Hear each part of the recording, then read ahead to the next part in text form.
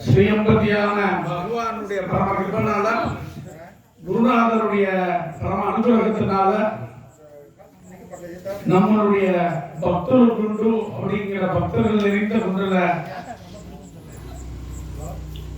வீட்டிற்கும் அருள்மிகு ஸ்ரீ மகா காலமேக சங்கிலி சுவாமியோட மகா கும்பாபிஷேக விழாவில் இரண்டாவது நாளில இப்ப நம்ம எல்லாருக்கும் மூன்றாவது காலம் யாகம் பூர்த்தியான பிறகு நம்ம எல்லாருக்கும் சுந்தர காண்டம் அப்படிங்கிறத உபன்யாசம் பண்றதுக்கு சர்வேஷ் ஸ்ரீராம் வந்திருக்கா சென்னையில இருந்து. அதை நம்ம எல்லாரும் சிரவணம் பண்ணிப்போம். சத்குருநாத் மகாராஜ் கி ஜெய். श्री गुरुभ्यो नमः.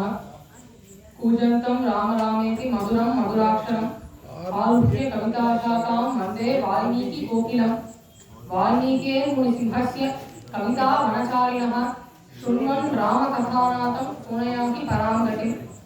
वेदवेद्ये जगत्पुंसि जाते दशरथात्मजे वेदप्राचेदशादासीत् साक्षात् रामायणात्मनः.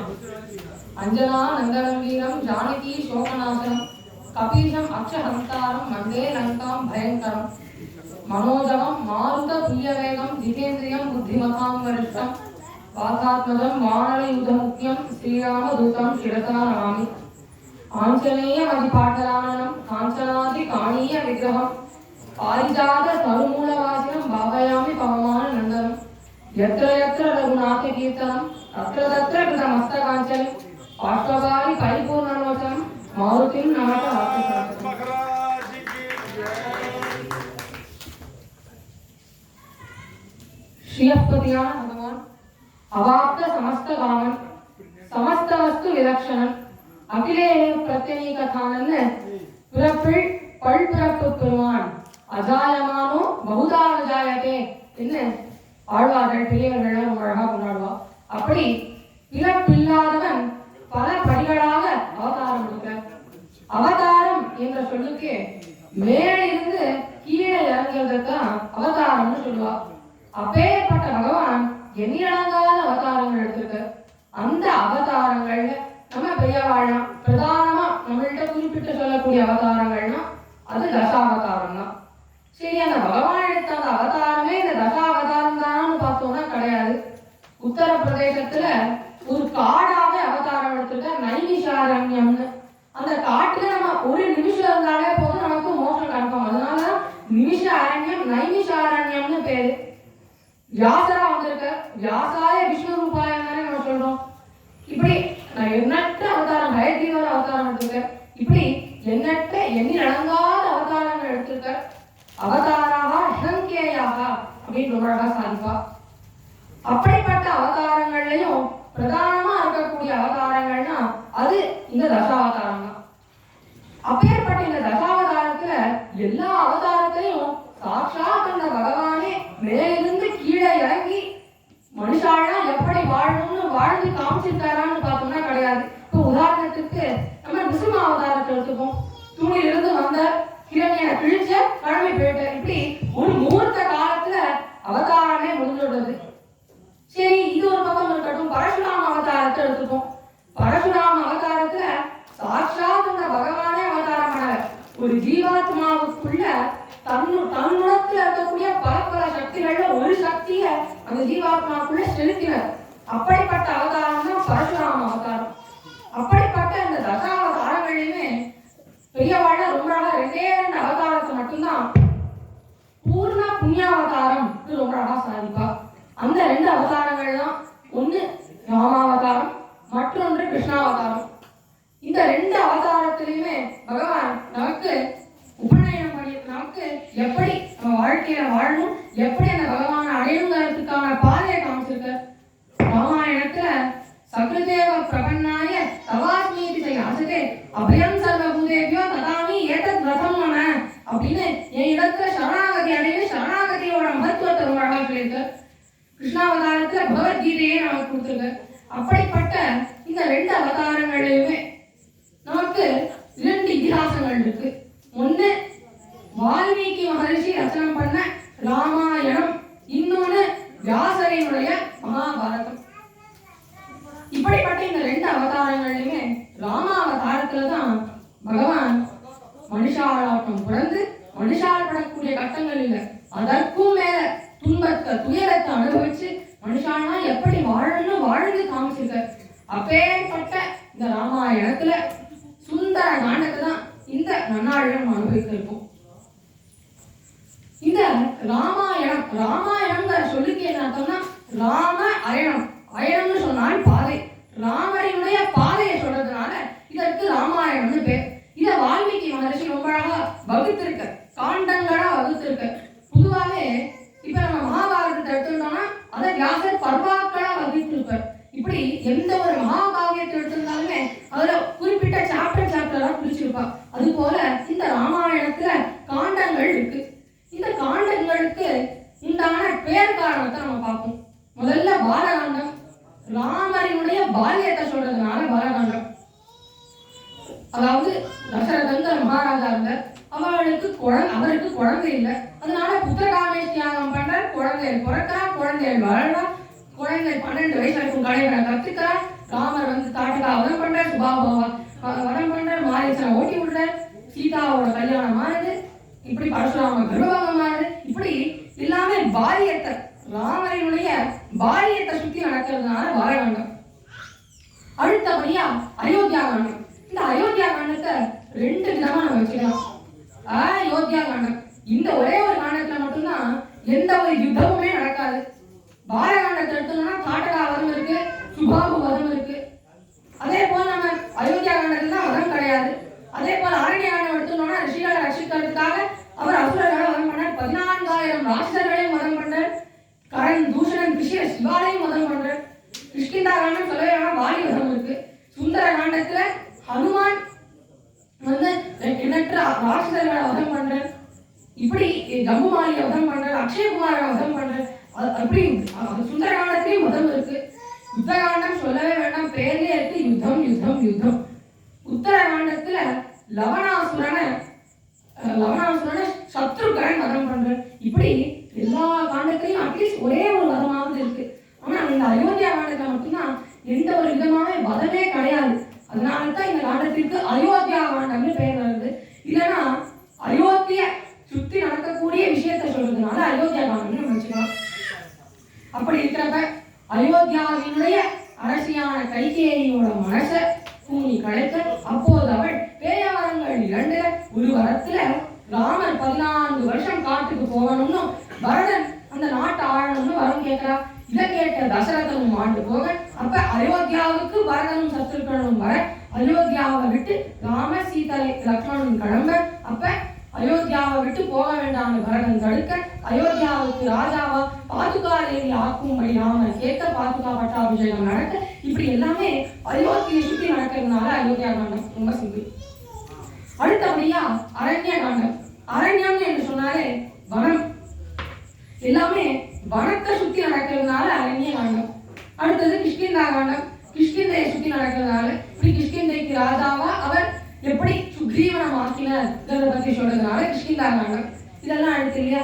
இப்ப நமக்கு வரக்கூடிய ஒரே ஒரு கன்ஃபியூஷன், இந்த 5ஆம் காண்டத்திற்கு இவரே சுந்தர காண்டம்னு பேர் வச்சார் வரது இல்லையா. எல்லாமே ரொம்ப ஸ்பெசிபிக்கா பேர் வச்சிருக்காரு. இந்த 5ஆம் காண்டத்துக்கு மட்டும் சுந்தர காண்டம். சரி, நம்ம கடைசியா பார்ப்போம். அடுத்தபடியா யுத்த காண்டம். யுத்தத்தை பத்தி சொல்றதுனால யுத்த காண்டம் ரொம்ப சிம்பிள். அடுத்தபடியா உத்தர காண்டம். உத்தர என்ற சொல்லுக்கு மேற்பட்ட விஷயம், உத்தர மேற்பட்ட விஷயம் சொல்றது. அதாவது இப்ப யுத்த காண்டம் வரைக்கும் பட்டாபிஷேகம் ஆயிடுது, இது மேல என்னது இந்த கேள்வி வருது இல்லையா. அதற்கு பதில் சொல்றதுனால இதற்கு உத்தர காண்டம். அது மட்டும் இல்லாம யுத்த காண்டம் வரைக்கும் இருக்கக்கூடிய கேள்விகளுக்கு பதில் சொல்லக்கூடிய காண்டமா இருக்கக்கூடியது இது உத்தர காண்டம்ங்கிறதுனால உத்தர காண்டம். இப்படி இதெல்லாம் எடுத்து சுந்தர காண்டத்திற்கு மட்டுமே சுந்தர காண்டம் இருக்கு.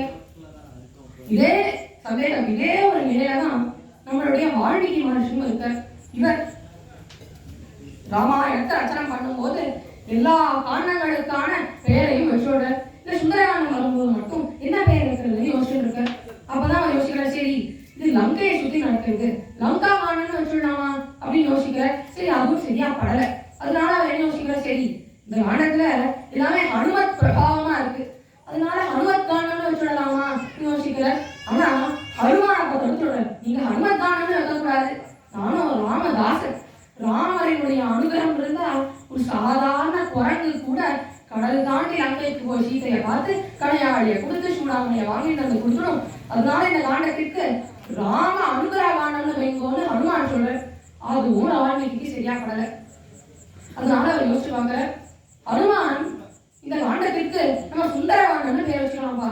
ஏன்னா சுந்தரே சுந்தரி சீதா, சுந்தரே சுந்தரி கதா, சுந்தரே சுந்தரி லங்கா, சுந்தரே கிண்ண சுந்தரம், இப்படி எல்லாமே சுந்தரமா தான் இருக்குப்பா இந்த காண்டத்துல. சுந்தரே சுந்தரம் காவியம், சுந்தரே கபி, சுந்தரே சுந்தரம் வாக்கியம், சுந்தரே கிண்ண சுந்தரம் ரொம்ப அழகா கேட்பா. இப்படி இந்த காண்டத்துல எதுதான் சுந்தரமா இல்லை. அதனால இந்த காண்டத்திற்கு சுந்தர காண்டம் நீ பேர் வைக்கலாம் அப்படின்னு சொல்ற. அப்ப ஹனுமானுக்கு புரியல. கொஞ்ச நாள் ஆடுது. அப்ப ஹனுமான அஞ்சனாதேவி கூப்பிடுறா. அஞ்சனாதேவி திருமலையில அஞ்சனாகிரியில இருக்கா. அஞ்சனாதேவி கூப்பிடுறா. அப்ப ஹனுமானும் போற. அப்ப அஞ்சனாதேவி சொல்றா, ஏ சுந்தர ஆகச்ச அப்படின்னு கூப்பிடுறா. ஹனுமானுக்கு புரியல. யாரமா கூப்பிடுறான்னு கேட்கல. அப்ப அஞ்சனாதேவி சொல்றா, அப்பா நீ பிறக்கும் போது உனக்கு நான் முதல்ல வச்ச பேர் சுந்தரம் தான்பா அப்படின்னு சொல்றேன். அப்ப ஹனுமானுக்கே ஷாக்கா இருக்கு. அப்ப எல்லாரும் என்ன ஹனுமான்னு கூப்பிடுறாரு. ஹனு அப்படின்னா ஒவ்வா கட்டை, ஹனுமான் அப்படின்னா ஃபிராக்சர்டு சீக் போன், அவருக்கு தான் ஹனுமான்ங்கிற பேர். சரி, ஆஞ்சநேயன்னு சொல்றாரு. அஞ்சனாவினுடைய புத்திரன் ஆஞ்சநேயன். மாருதிங்கிறாலே, மாருதன் சொன்னா வாயு, வாயு புத்திரன், அதனால மாருதி. இதெல்லாமே காரண பேர்ப்பா.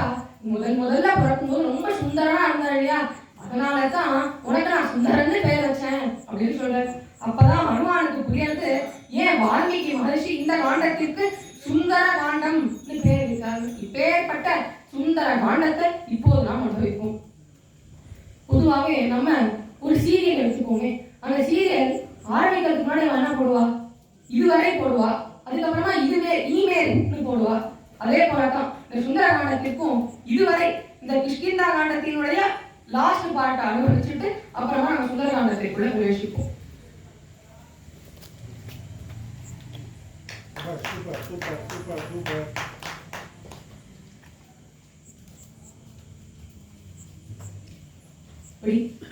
ராமருக்கும் சுக்ரீவனுக்கும் சக்கியம் அழகுது. 4 மாதங்கள் மழை காலங்கிறதுனால சுக்ரீவன் இந்த சமயத்துல நான் வானராவண தேட அனுப்ப வேண்டாம்னு சொல்லிடுறார். இப்படி 4 மாதங்களும் மாறுது.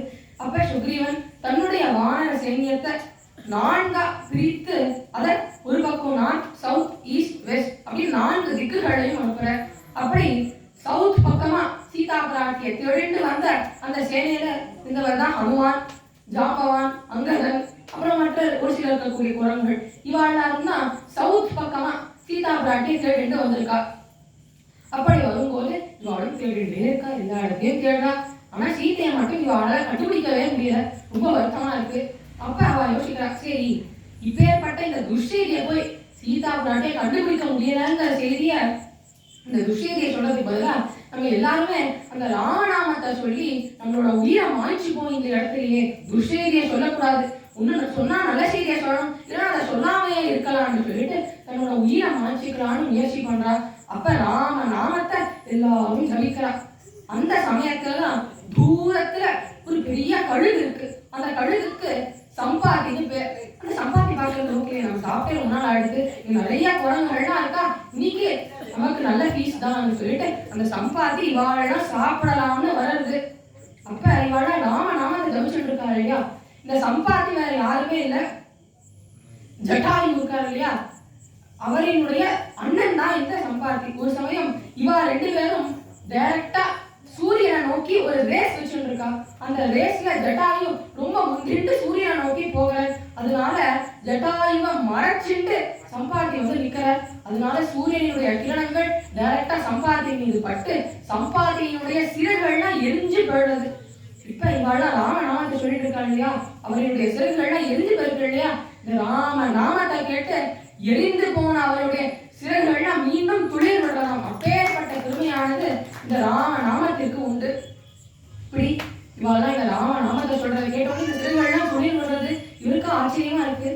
எப்பேற்பட்ட நாமமா இருக்கு இந்த ராம நாமம், எப்பேற்பட்ட ராம நாமத்தை பத்தி எங்களுக்கு சொல்லுங்கோ சொல்றப்பதான் இந்த வானராள்லாம் இது வரைக்கும் ராமரினுடைய வாழ்க்கையில என்னெல்லாம் நடந்ததோ அதெல்லாம் சொல்லிட்டே வரா. அப்பதான் சம்பாதிக்கு தெரியாது, தன்னுடைய சொந்த தம்பியான ஜட்டாயு ராம கை இதுக்காக தன்னுடைய உயிரையே சாக்ரிஃபைஸ் பண்ணியிருக்காங்க. அதனால அவர் யோசிக்கிறார், சரி நம்ம தம்பி உயிரையே கொடுத்துருக்காரு, நம்மளும் இதற்காக நம்ம ஒரு சின்ன எஃபர்ட் எடுக்க வேணாமா, ராம கைங்கரியம் நம்மளும் பண்ண வேணாமான்னு சொல்லிட்டு கழுகுகள்லாம் அன்னைக்கு பொதுவாக நம்ம பார்த்தோம்னா கூர்மையான பார்வை உண்டு. அதனால சம்பாதி தன்னுடைய கூர்மையான பார்வையை வச்சு கடல் தாண்டி லங்கையில தான் சீதா பிராட்டி இருக்காங்கிற செய்தியை சொல்லிடுற சம்பாதி தன்னுடைய கழுகு பார்வையை வைத்து. இப்படி சீதா லங்கால தான் இருக்கான்னு தெரிஞ்சோடுது. ஆனா இவா இந்தியாவில இருக்கா, அதுவா ஸ்ரீலங்கா, நடுவுல 100 யோஜனைக்கு சமுத்திரம் இருக்கு. இப்ப இந்த சமுத்திரத்தை யாரால கடக்க முடியும் கேள்வி வர்றது இல்லையா? இப்பதான் ஜாம்பவான் வந்து ஒரு குரங்கா கேட்கிற, உங்களால எவ்வளவு தூரம் தாண்ட முடியும்னு சொல்லுங்க சொல்றப்ப ஒரு குரங்கு சொல்றது. இந்த கட்டத்துலதான் சுந்தரகாண்ட ஒரு மாதிரி ஆரம்பிக்கிறதுன்னு வச்சுக்கோங்களேன். ஒரு குரங்கு சொல்றது, என்னால 5 யோஜனை முடிக்க முடியும், இன்னொரு குரங்கு என்னால 10 யோஜனை முடிக்க முடியும்னு சொல்றது. இப்படி 15 யோஜனை 20 யோஜனை சொல்லிட்டே போறா. 30 35 40 ஒரு குரங்கு தன்னால 100 யோஜனையுமே தாண்ட முடியும்னு சொல்றது. அந்த குரங்கு தான் அங்கதன் சொல்றான், என்னால 100 யோஜனையுமே தாண்ட முடியும்பா சொல்ற. உடனே ஜாம்பவான், சரிப்பா அப்ப நீ என் சீதைய கண்டுபிடிக்க கிளம்புன்னு சொல்றப்ப அங்கதன் சொல்றான், என்னால 100 யோஜனை தாண்ட முடியும், அதற்கு மேல எனக்கு தேடுற அளவுக்குலாம் என் இடத்துல தெம்பு கிடையாதுப்பா அப்படின்னு சொல்லிடலாம். இப்ப ஜாம்பவானுக்கு ஒரே கன்ஃபியூஷனா இருக்கு. சரி எந்த குரங்காலையுமே தாண்ட முடியல, இப்படி எந்த குரங்காலையும் முடியலைன்னா அது ஹனுமானால மட்டும்தான் முடியும் அப்படின்னு ஜாம்பவான் சொல்ற. ஹனுமானுக்கே ஷாக்கா இருக்கு. ஹனுமான் கேட்கிற, என்னால முடியும்னு உங்களுக்கு எப்படி தெரியும், என்னால முடியும்னு எனக்கே தெரியல, அப்ப எப்படி உங்களுக்கு தெரியும்னு கேட்கிற. அப்ப ஜாம்பவான் சொல்றாரு, அப்பா ஹனுமான், நீ சின்ன வயசுல சூரியனுடைய வேகத்துக்கு ஈடு கொடுத்து சூரியன் எப்படி அந்த மேல்மலையை சுத்தி வரதோ அந்த வேகத்துக்கு ஈடு கொடுத்து நீ அவ வியாக்கரணங்களையும் கழித்தவன், அப்பேற்பட்ட வீரன் சக்திசாலி, அதனால அப்பேற்பட்ட பலத்தெல்லாம் நீ சின்ன வயசுல மிஸ்யூஸ் பண்ணிட்டப்பா. சின்ன வயசுல விளையாட்டா நீ ஒரு ரிஷியோட தவத்தை கலைச்சிட்ட, அதனால அந்த ரிஷி உனக்கு சாபம் கொடுத்துருக்க. உனக்கு பலம்லாம் இருக்கும், ஆனா உனக்கு பலம் இருக்குன்னு உனக்கே தெரியாது. யாராவது உனக்கு ஞாபகப்படுத்தினால்தான் உன்னால முடியும் ஹனுமான், உன்னால முடியும் ஹனுமான் அப்படின்னு யாராவது உன்னை ஊக்குவித்தால்தான் உனக்கு அந்த பலம் உனக்கே ஞாபகம் வரும்னு உனக்கு சாபம் இருக்குப்பா. அதனாலதான் நான் இப்ப சொல்றேன், ஹனுமான் உன்னால முடியும், உன் ஒருவனால் மட்டும்தான் முடியும், கடல் தாண்டி லங்கைக்கு போய் சீதையை உன்னால்தான் தேடி கண்டுபிடிக்க முடியும் ஹனுமான ஊக்குவிக்கிற. இப்ப ஹனுமானும் சரி என்னால முடியும்னு சொல்லிட்டு தன்னோட உருவத்தை பெருசாக்கிக்கிற. பொதுவாகவே நம்ம 2 விதமான டேக் ஆஃப் பார்த்துருக்கோம். ஒன்று ஏரோப்ளேன் எப்படி பண்ணணும், டைரக்டா ஒரு ரன்வே கொடுத்துருப்பா, அந்த ரன்வேல அப்படியே போய் ஒரு ஆங்கிள் திருப்பி அப்படியே டேக் ஆஃப் ஆகும். இன்னொன்று ராக்கெட் ப்ரொபல்ஷன். அது எப்படி, அது ஏரோப்ளேன் மாதிரி ஒரு தூரம் போயிட்டு ஹெட்லைட் எந்த பக்கமா இருக்கும் அந்த பக்கமான திரும்பாது, டைரக்டா ஃபியூவலை பயன்படுத்தி டைரக்டா போகும். அதே போலத்தான் ஹனுமானும் இந்த இடத்துல டைரக்டா மகேந்திரகிரிங்கிற பர்வதத்துக்கு மேல ஏறுற, அங்கிருந்து ராக்கெட் ப்ரொபல் ஆன மாதிரி ஹனுமான் அந்த இடத்துல இருந்து குதிக்கிறார். அப்படியே அவர் குதிக்கும் போது அங்க நிறைய பாறைகள்லாம் இருக்கு. அந்த பாறைகளுக்கு இடுக்குகள்ல நிறைய மூலிகைகள்லாம் இருக்கு இல்லையா, அந்த மூலிகைகள் எல்லாம் அவர் அப்படியே மிதிக்கிற. அந்த பாறைகள்ல மிதிப்பட்டு அந்த மூலிகை சாரே ஆறா ஓடலாம். இதெல்லாம் வால்மீகியினுடைய அந்த பொயட்டிக்கா நம்ம இதை புரிஞ்சுக்கணும். இப்படி ஹனுமான் கிளம்புறாங்க, எல்லா வானரானும் ஹனுமான சியர் பண்றான். அப்ப ஹனுமான் கிளம்பும் போது அந்த தரையில இருக்கக்கூடிய ஒவ்வொரு புல்லும் ஒரு அளவு தூரம் வந்துட்டு கீழே விழுறது, ஒரு அளவு தூரம் வந்துட்டு கீழே விழுறது. இதெல்லாம் ஒரு விஷயமா, புல்லு மேல போயிட்டு கீழே விழுறதெல்லாம் ஒரு விஷயம்னு சொல்லிட்டு கேளேன்னு கேட்டோம்னா, இதுல கூட ரொம்ப நாள கருத்தை வால்மீகி இந்த இடத்துல வைக்கிறார். இந்த புல்லெல்லாம் ஹனுமான் கிளம்புறான்னு சொன்ன உடனே எப்படி மேல போயிட்டு கீழே விழுந்ததுன்னா, நம்ம ஆத்துக்கு யாராவது விருந்தாளி வந்து அவ கிளம்புறான்னு சொன்னோம்னா அவளை வழி எழுப்பி வைக்கும் போது நம்ம எப்படி 7 அடி எடுத்து வைக்கிறோமோ அதே போல ஹனுமான் கிளம்புறான்னு சொல்லும் போது உள்ளனா கொஞ்ச தூரம் பறந்துட்டு கீழே விழுறதாம். இப்பேற்பட்ட கருத்து ஒரு சின்ன விஷயத்துல கூட வால்மீகி மகரிஷி ரொம்ப அழகா சாதிக்கிறார். இப்படி ஹனுமான் கிளம்புறப்பவே தன்னுடைய குருவான சூரிய பகவானையும் தன்னுடைய தெய்வமான ராமரையும் பிரார்த்தனை பண்ணிட்டு எந்த ஒரு காரியத்திலையும் வெற்றி உண்டாகணும்னு பிரார்த்தனை பண்ணிட்டு கிளம்புறார். இப்படி அவர் கிளம்பும் போதுதான் இப்பதான் ஹனுமானுக்கு இந்த சமுத்திரத்துல 3 தடைகளும், அந்த 3 தடைகளையும் நம்ம அனுபவிப்போம். முதல் தடை அன்பால வந்த தடை மைனாக்கம். இந்த மைனாக்கம்ங்கிற பர்வதம் வர்றது, ஹனுமான் நான் உங்க அப்பாவான வாலி பகவான் இடத்துல ரொம்ப கடன் பட்டிருக்கேன்பா. அந்த காலத்துலலாம் பர்வதங்களுக்கு சிறகுகள் உண்டு. ஆனா இந்திரன் என்ன பண்ணிடுறான், இந்திரனுக்கு வேற வேலை இல்லை, இந்த சிறகுகளை இந்த பர்வதங்களுடைய சிறகுகள் எல்லாம் அவன் வெட்டிடுறான். ஆனா இந்த மைனாகங்கிற பர்வதமானது வாயு பகவான் இடத்துல சரணாகதி சென்றுள்ளது. அதனால வாயு பகவான் சொல்ற கவலைப்படாத, உன்னுடைய சிறகுகளை நான் ரட்சிச்சு கொடுக்குறேன் சொல்றேன். அதனாலதான் இந்த மைனாக்கம் வந்து இந்திரன் இடத்துல இருந்து தப்பிச்சுடுச்சு. அதனால இந்த மைனாக்கம் சொல்றதான், இந்த மாதிரி உங்க அப்பா இடத்துல நான் கடன் பட்டுட்டேன், ஆனா அவர் இடத்துல அவருக்கு மீண்டும் என்னால எதுவுமே செய்ய முடியல. அதனால ஹனுமான் நீ வாயு புத்திரன், அதனால உனக்கு நான் ஏதாவது சின்ன கைங்கரியம் பண்ணணும்பா அப்படின்னு ஆசைப்பட்டு சொல்றேன். இந்த மாதிரி நீ இங்க ஒரு 3 days 2 nights இங்க தங்கிட்டு போப்பா அப்படின்னு சொல்றேன். ஹனுமானுக்கோ ஷாக்கா இருக்கு. ஹனுமானுக்கு எப்பேற்பட்ட டாஸ்க்ல இருக்காங்கிறத நம்ம புரிஞ்சுக்கணும். அவர் ஒரு மாதிரி சாயங்கால வேலையில கிளம்புற, ராத்திரிக்குள்ள மொத்த அங்கேயும் புது கண்டியில போய் தேடிட்டு யாருமே இது வரைக்கும் பார்க்காத சீதையை தேடி சீதையை கண்டுபிடிச்சு அவள் சீதை தான் உணர்ந்து சீதையை நினைச்சு சீதையில பேசக்கூடாது இல்லையா, அதனால சீதையிட்ட பேசி சீதையிட்ட இருந்து ஒரு ஆதாரத்தை வாங்கிட்டு போய் ராமர்கிட்ட கொடுக்கணும். இதெல்லாமே ஒரே ஒரு இரவுல செஞ்சு முடிக்கணும். அப்படி இருக்கும்போது மைனாக்கம் இடத்துல எப்படி ஒரு 3 days 2 days தங்கிட்டு இருக்க முடியும்? அதனால ஹனுமான் சொல்ற இந்த இடத்துலதான் சுந்தர காண்டமானது நம்ம வாழ்க்கையில எப்படி அப்ளிகபிள்ங்கிறத நம்மளால புரிஞ்சுக்க முடியும். சுந்தர காண்டம் ரொம்ப ஐடியாலஜிக்கல் இல்லை, ரொம்ப பிராக்டிக்கல். இது மைனாக்கம்ங்கிறது அன்பால அந்த தடை இல்லையா, அதனால அந்த தடையை ரொம்ப அழகா அன்பால ஹேண்டில் பண்ற ஹனுமான். பாரு மைனாக்கம் உன் இடத்துல தங்கணும்னு எனக்கும் தான் ஆசை, ஆனா இப்ப நான் ராம கைங்கரியத்துல இருக்கேன்ப்பா, என்னாலும் இடத்துல தங்க எடுக்க முடியாது. அதனால அப்படின்னு சொல்லிட்டு ஹனுமான் அந்த மைனாக்கத்தினுடைய ஒரு குண்டை கட்டி பிடிச்சுன்னு சொல்றப்பா, அவன் கட்டி பிடிச்சுட்டா இல்லையா, அதே நான் ஒரு இடத்துல தங்கிட்டதான் யோசிப்போயேன் சொல்ல. எப்படி ரொம்ப அழகா அன்பால வந்த தடைய அன்பால ஹேண்டில் பண்றாருன்னு பாருங்க. அடுத்ததா இப்படி மைனாக்கத்தை கலந்துட்டே இருக்க. இப்பதான் திடீர்னு இது தேவர்களால் அனுப்பப்பட்ட தடை சுரசா என்கின்ற நாகமாதா. இந்த சுரசா வரம் இந்த மாதிரி பிரம்மா எனக்கு வரம் கொடுத்துருக்க, யாரெல்லாம் இந்த பக்கமா வராளோ அவ எல்லாருமே என் வாய்ப்புல போயிட்டு தான் போகணும் சொல்ற. ஹனுமானுக்கு ஒரே திக்கா இருக்கு. என்னப்பா ராம கைங்கரியமா வந்தா முதல்ல ஒரு தடை வராது, இப்பதான் அந்த தடையை கடந்தவன்னு பார்த்தா இன்னொரு தடை வராது யோசிக்கிறேன். அப்ப சொல்றா இந்த மாதிரி நீ என் வாய்ப்புல போயிட்டு போ, இதெல்லாம் நான் அவனை சாப்பிடுவேன் சொல்ற. ஹனுமானுக்கு என்ன பண்றதுன்னு தெரியல. இந்த சிவசா நாகமாட்டா இல்லையா, அதனால அந்த நாகமானது தன்னுடைய வாயை குழக்கிறது. ஹனுமான் அந்த நாகம் வாயை குழக்கிறத விட தன்னுடைய உருவத்தை பெருக்கிக்கிறார், இன்னும் பெருக்கிக்கிறார். இதை பார்த்த உடனே நாகமாட்டா இன்னும் தன்னுடைய வாயை பெருக்கிக்கிறார். இப்படி இவரும் பெருக்க அவரும் பெருக்க இவ 2 பேரும் சைஸ் இன்க்ரீஸ் பண்ணிட்டே இருக்கா. ஒரு கட்டத்துக்கு மேல பொதுவா மேமல்ஸ்க்கு பார்த்தோம்னா லோவர் ஜா மட்டும்தான் ஆடும், அப்பர் ஜா ஃபிக்ஸ். ஆனா ஸ்னேக்ஸ்க்கெல்லாம் அப்படி கிடையாது. ஸ்னேக்ஸ்க்கெல்லாம் லோவர் ஜா ஃபிக்ஸ், அப்பர் ஜா தான் ஆடும். இதே போல crocodiles-க்கும் ரெப்டைல்ஸ்க்கு எல்லாமே பார்த்தோம்னா அதே மாதிரி தான், லோவர் ஜா ஃபிக்ஸ் அப்பர் ஜா மட்டும்தான் ஆடும். அதனால ஒரு கட்டத்திற்கு மேல அவ அப்பர் ஜாவை ரொம்ப தூக்கிட்டாங்கிறதுனால அவளுடைய வியூ ஆஃப் கான்டாக்டே ஹனுமான நோக்கி இல்ல, அது ஆகாச மார்க்கமா இருக்கு. அதனால ஹனுமான் என்ன பண்றாரு, ஹனுமான் தன்னோட உருவத்தை குறைச்சிருக்காரா ஏற்றிருக்காரான்னு அவளுக்கு தெரியாது. அவ பாட்டு வாயை கொண்டுட்டே இருக்கா. இதை புரிஞ்சுக்கிறாரு ஹனுமானும். நவவியாகர மனிதர் இல்லையா, இதை சூக்ஷ்மத்துல புரிஞ்சுட்டு அங்குஷ்ட மாத்திரம்னு கட்ட வர சைஸ்க்கு எடுத்துட்டு ஒரே க்ஷணமா அப்படியே சுரசாவினுடைய வாய்க்குள்ள போய் எச்சப்படாம யூட்டன் அடிச்சுட்டு வந்துடுறாரு. ஆனா இதுல ஒரு சின்ன மிஸ்கன்செப்ஷன் இருக்கு. நம்ம எல்லாரும் என்ன கேள்விப்பட்டிருக்கோம், சுரசா 100 யோஜனை வாயை திறந்தா, ஹனுமான் 101 யோஜனை வளர்ந்த, இப்படிதான் நம்ம கேள்விப்பட்டிருக்கோம். ஆனா இது பிராக்டிகலாவே பாசிபிள் இல்லை. ஏன்னா கடலே 100 யோஜனை தான். அதனால அப்படி இருக்கும்போது அவள் எப்படி 100 யோஜனைக்கு வாயை திறக்க முடியும், இவர் எப்படி 101 யோஜனைக்கு பெருக்க முடியும்? இதைத்தான் ரொம்ப அழகா ராமானுஜர் தன்னுடைய வியாக்கியானங்கள் ரொம்ப அழகா இருப்பார். இந்த மாதிரி இந்த ஒரு சில ஸ்லோகங்கள்னா இடைச்சல்களால சேர்க்கப்பட்டவை சொல்லிட்டு இந்த ஸ்லோகத்தை நான் மட்டும் டிஸ்கார்ட் பண்ணிடுவார். இப்படி முதல் தடையான மைனாக்கத்தை, அதாவது அன்பால வந்த தடைய அன்பால ஹேண்டில் பண்ணார். இது தேவர்களால வரக்கூடிய தடை. அதனால இந்த தடையை இவர் தாண்டின உடனே அந்த சுரசா என்கின்ற நாகமாதாவே சொல்ற, அப்பா தேவர்கள்னா உன்னை செக் பண்றதுக்காக என்ன அனுப்பிச்சு விட்டா, இந்த தடையை பாஸ் பண்ணிட்ட.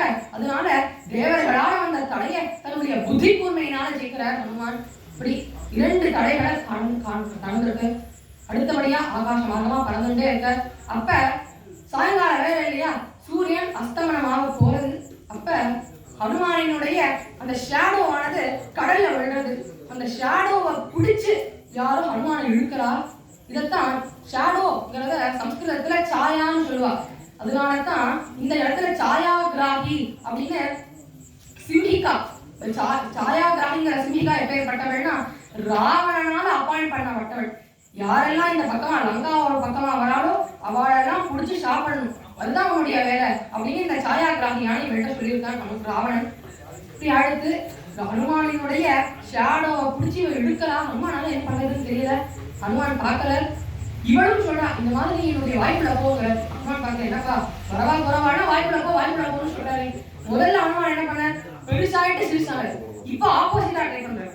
சிறுசாகி உள்ள வாய்ப்புல போய் உள்ள குடலுக்குள்ள போயிட்டு மறுபடியும் பெருசாகி அவளுடைய குடலை மலையா கொடுக்கிறார். இதனாலதான் நம்ம ஹனுமானுக்கு வடமாலை சாப்பிடும். சுவாமி சம்பந்தமே நாம பேசுறேன். குடல் மாலைக்கும் வடமாலைக்கும் என்ன சம்பந்தம்னு பார்த்தோம்னா, குடல்ங்கிறதுல நிறைய புரோட்டீன் இருக்கு இல்லையா, அதனாலதான் அதே புரோட்டீனை நம்மளும் வடமாலையை சாப்பிடுங்கிறதுக்காக உளுந்துனால வடை பண்ணி உளுந்துல நிறைய புரோட்டீன் இருக்கு இல்லையா, அதனால அந்த வடமாலையை நம்ம ஹனுமானுக்கு சாப்பிட்டோம். இப்படி தானாகவே வந்த தலையான இந்த சாயாகிராகிய இவர் ராமன் மீது வைத்த பக்தினாலையும் தன்னுடைய பலத்தினாலையும் நீ சொல்ற. இப்படி 3 தடைகளையும் தாண்டி இவர் லங்காக்குள்ள பிரவேசம் பண்ணார். லங்காக்குள்ள பிரவேசம் பண்ணும் போதே இரவு வேலை ஆழ்றது. இப்படி பிரவேசம் பண்ண இவர் நுழைந்த உடனே பொதுவா இப்ப நம்மளோட உதாரணத்தை எடுப்போமே, நம்ம ஒரு ஏர்போர்ட்ல இருந்து இறங்குறோம். முதல்ல நம்ம யார் பார்ப்போம், இமிகிரேஷன் ஆபீசர் தான் பார்ப்போம். அதே போலதான் லங்காவினுடைய இமிகிரேஷன் ஆபீசர் தான் லங்கினி.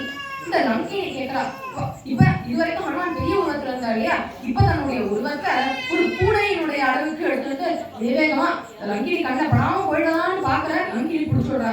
யாருப்பா நீ, எதுக்காக நீ வந்திருக்கான்னு சொல்லிட்டு ஹனுமான ஒரு குட்டு விடுறா.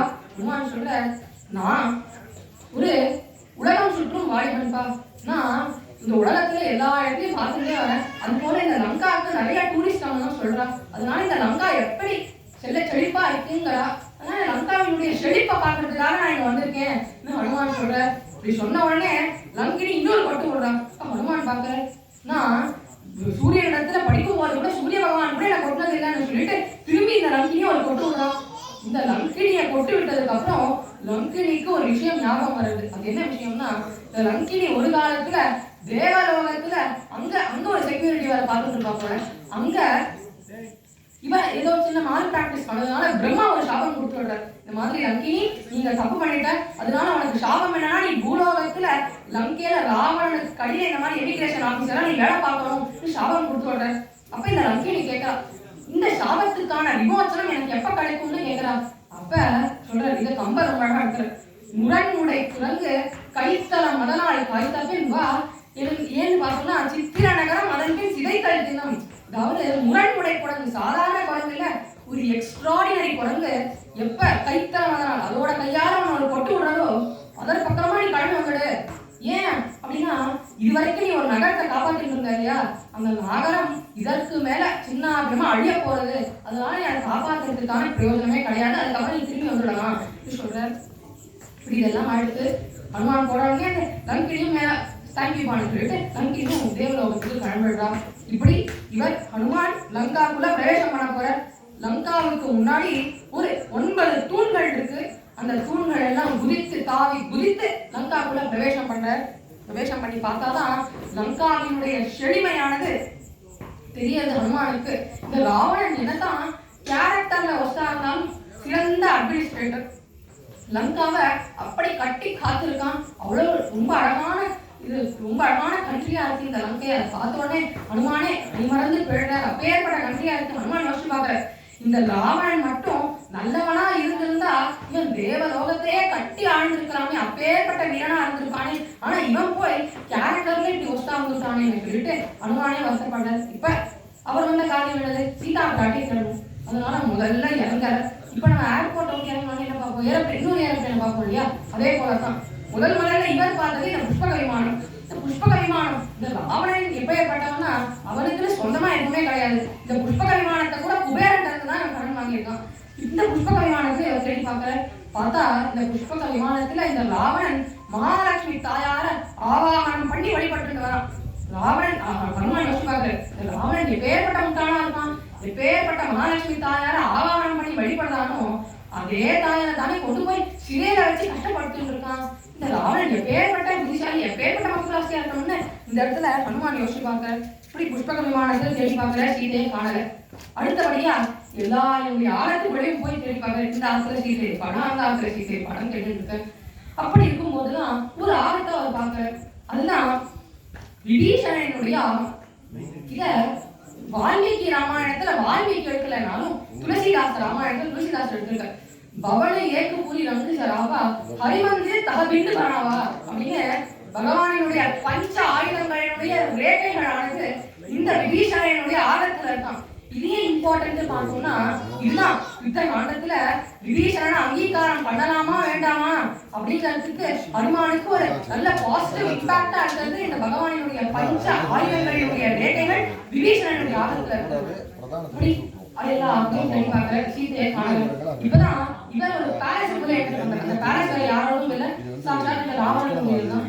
பேலஸ்குள்ள என்டர் ஆன உடனே ஒரு பெரிய ரூம், அந்த ரூம்ல பெரிய பஞ்சகோயிலா சொல்லுவாங்க.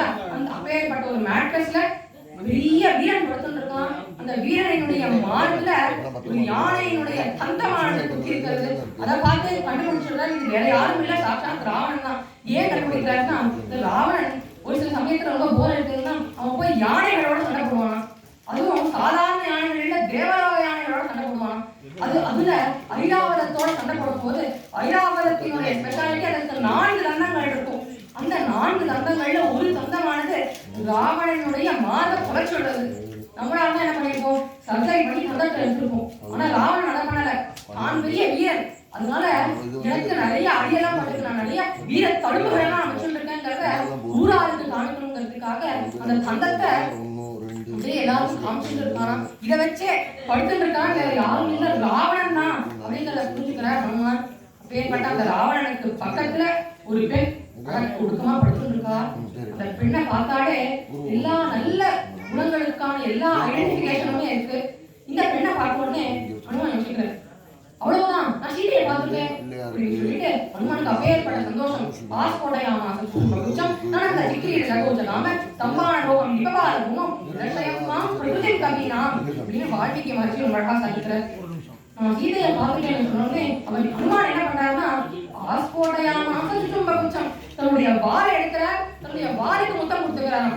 நடந்த சிக்கிரியா ஜகவச்சகாமன் அங்க ஒரு தூண் இருக்கு. அந்த தூணுக்கு நடந்த சிக்கிரியா மேலே ஏற, தூணுக்கு கீழே இறங்க, ஜகவச்சகாமன் மேலே ஏற கீழே இறங்க. அப்பேற்பட்ட சந்தோஷத்தை வெளிப்படுத்துறது நடந்த சிக்கிரியா ஜகவச்சகாமன் சம்பாரணோகம் விவகாரமோ தர்ஷயம்வாம் பிரகிருதிம் கவினாம். ஹனுமான் இன்னைக்கு குரங்கு புத்தியே காமிச்சுட்டேப்பா அப்படின்னு ஹனுமான ரொம்ப அழகா வால்மீகி மகர்ஷி தடுத்து எடுக்கிறார். இப்பதான் பொதுவாவே நம்ம ஒரு டெசிஷன் எடுத்துருக்கோம்னா அதை நம்ம திரும்பி ரெவ்யூ பண்ணணும் இல்லையா?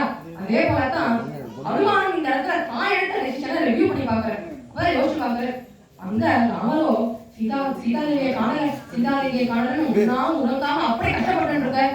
அப்படி இருக்கும்போது இந்த சீதை ராவணனுக்கு பக்கத்துல சௌக்கியமா சந்தோஷமா படுத்துட்டு இருக்க முடியுமா?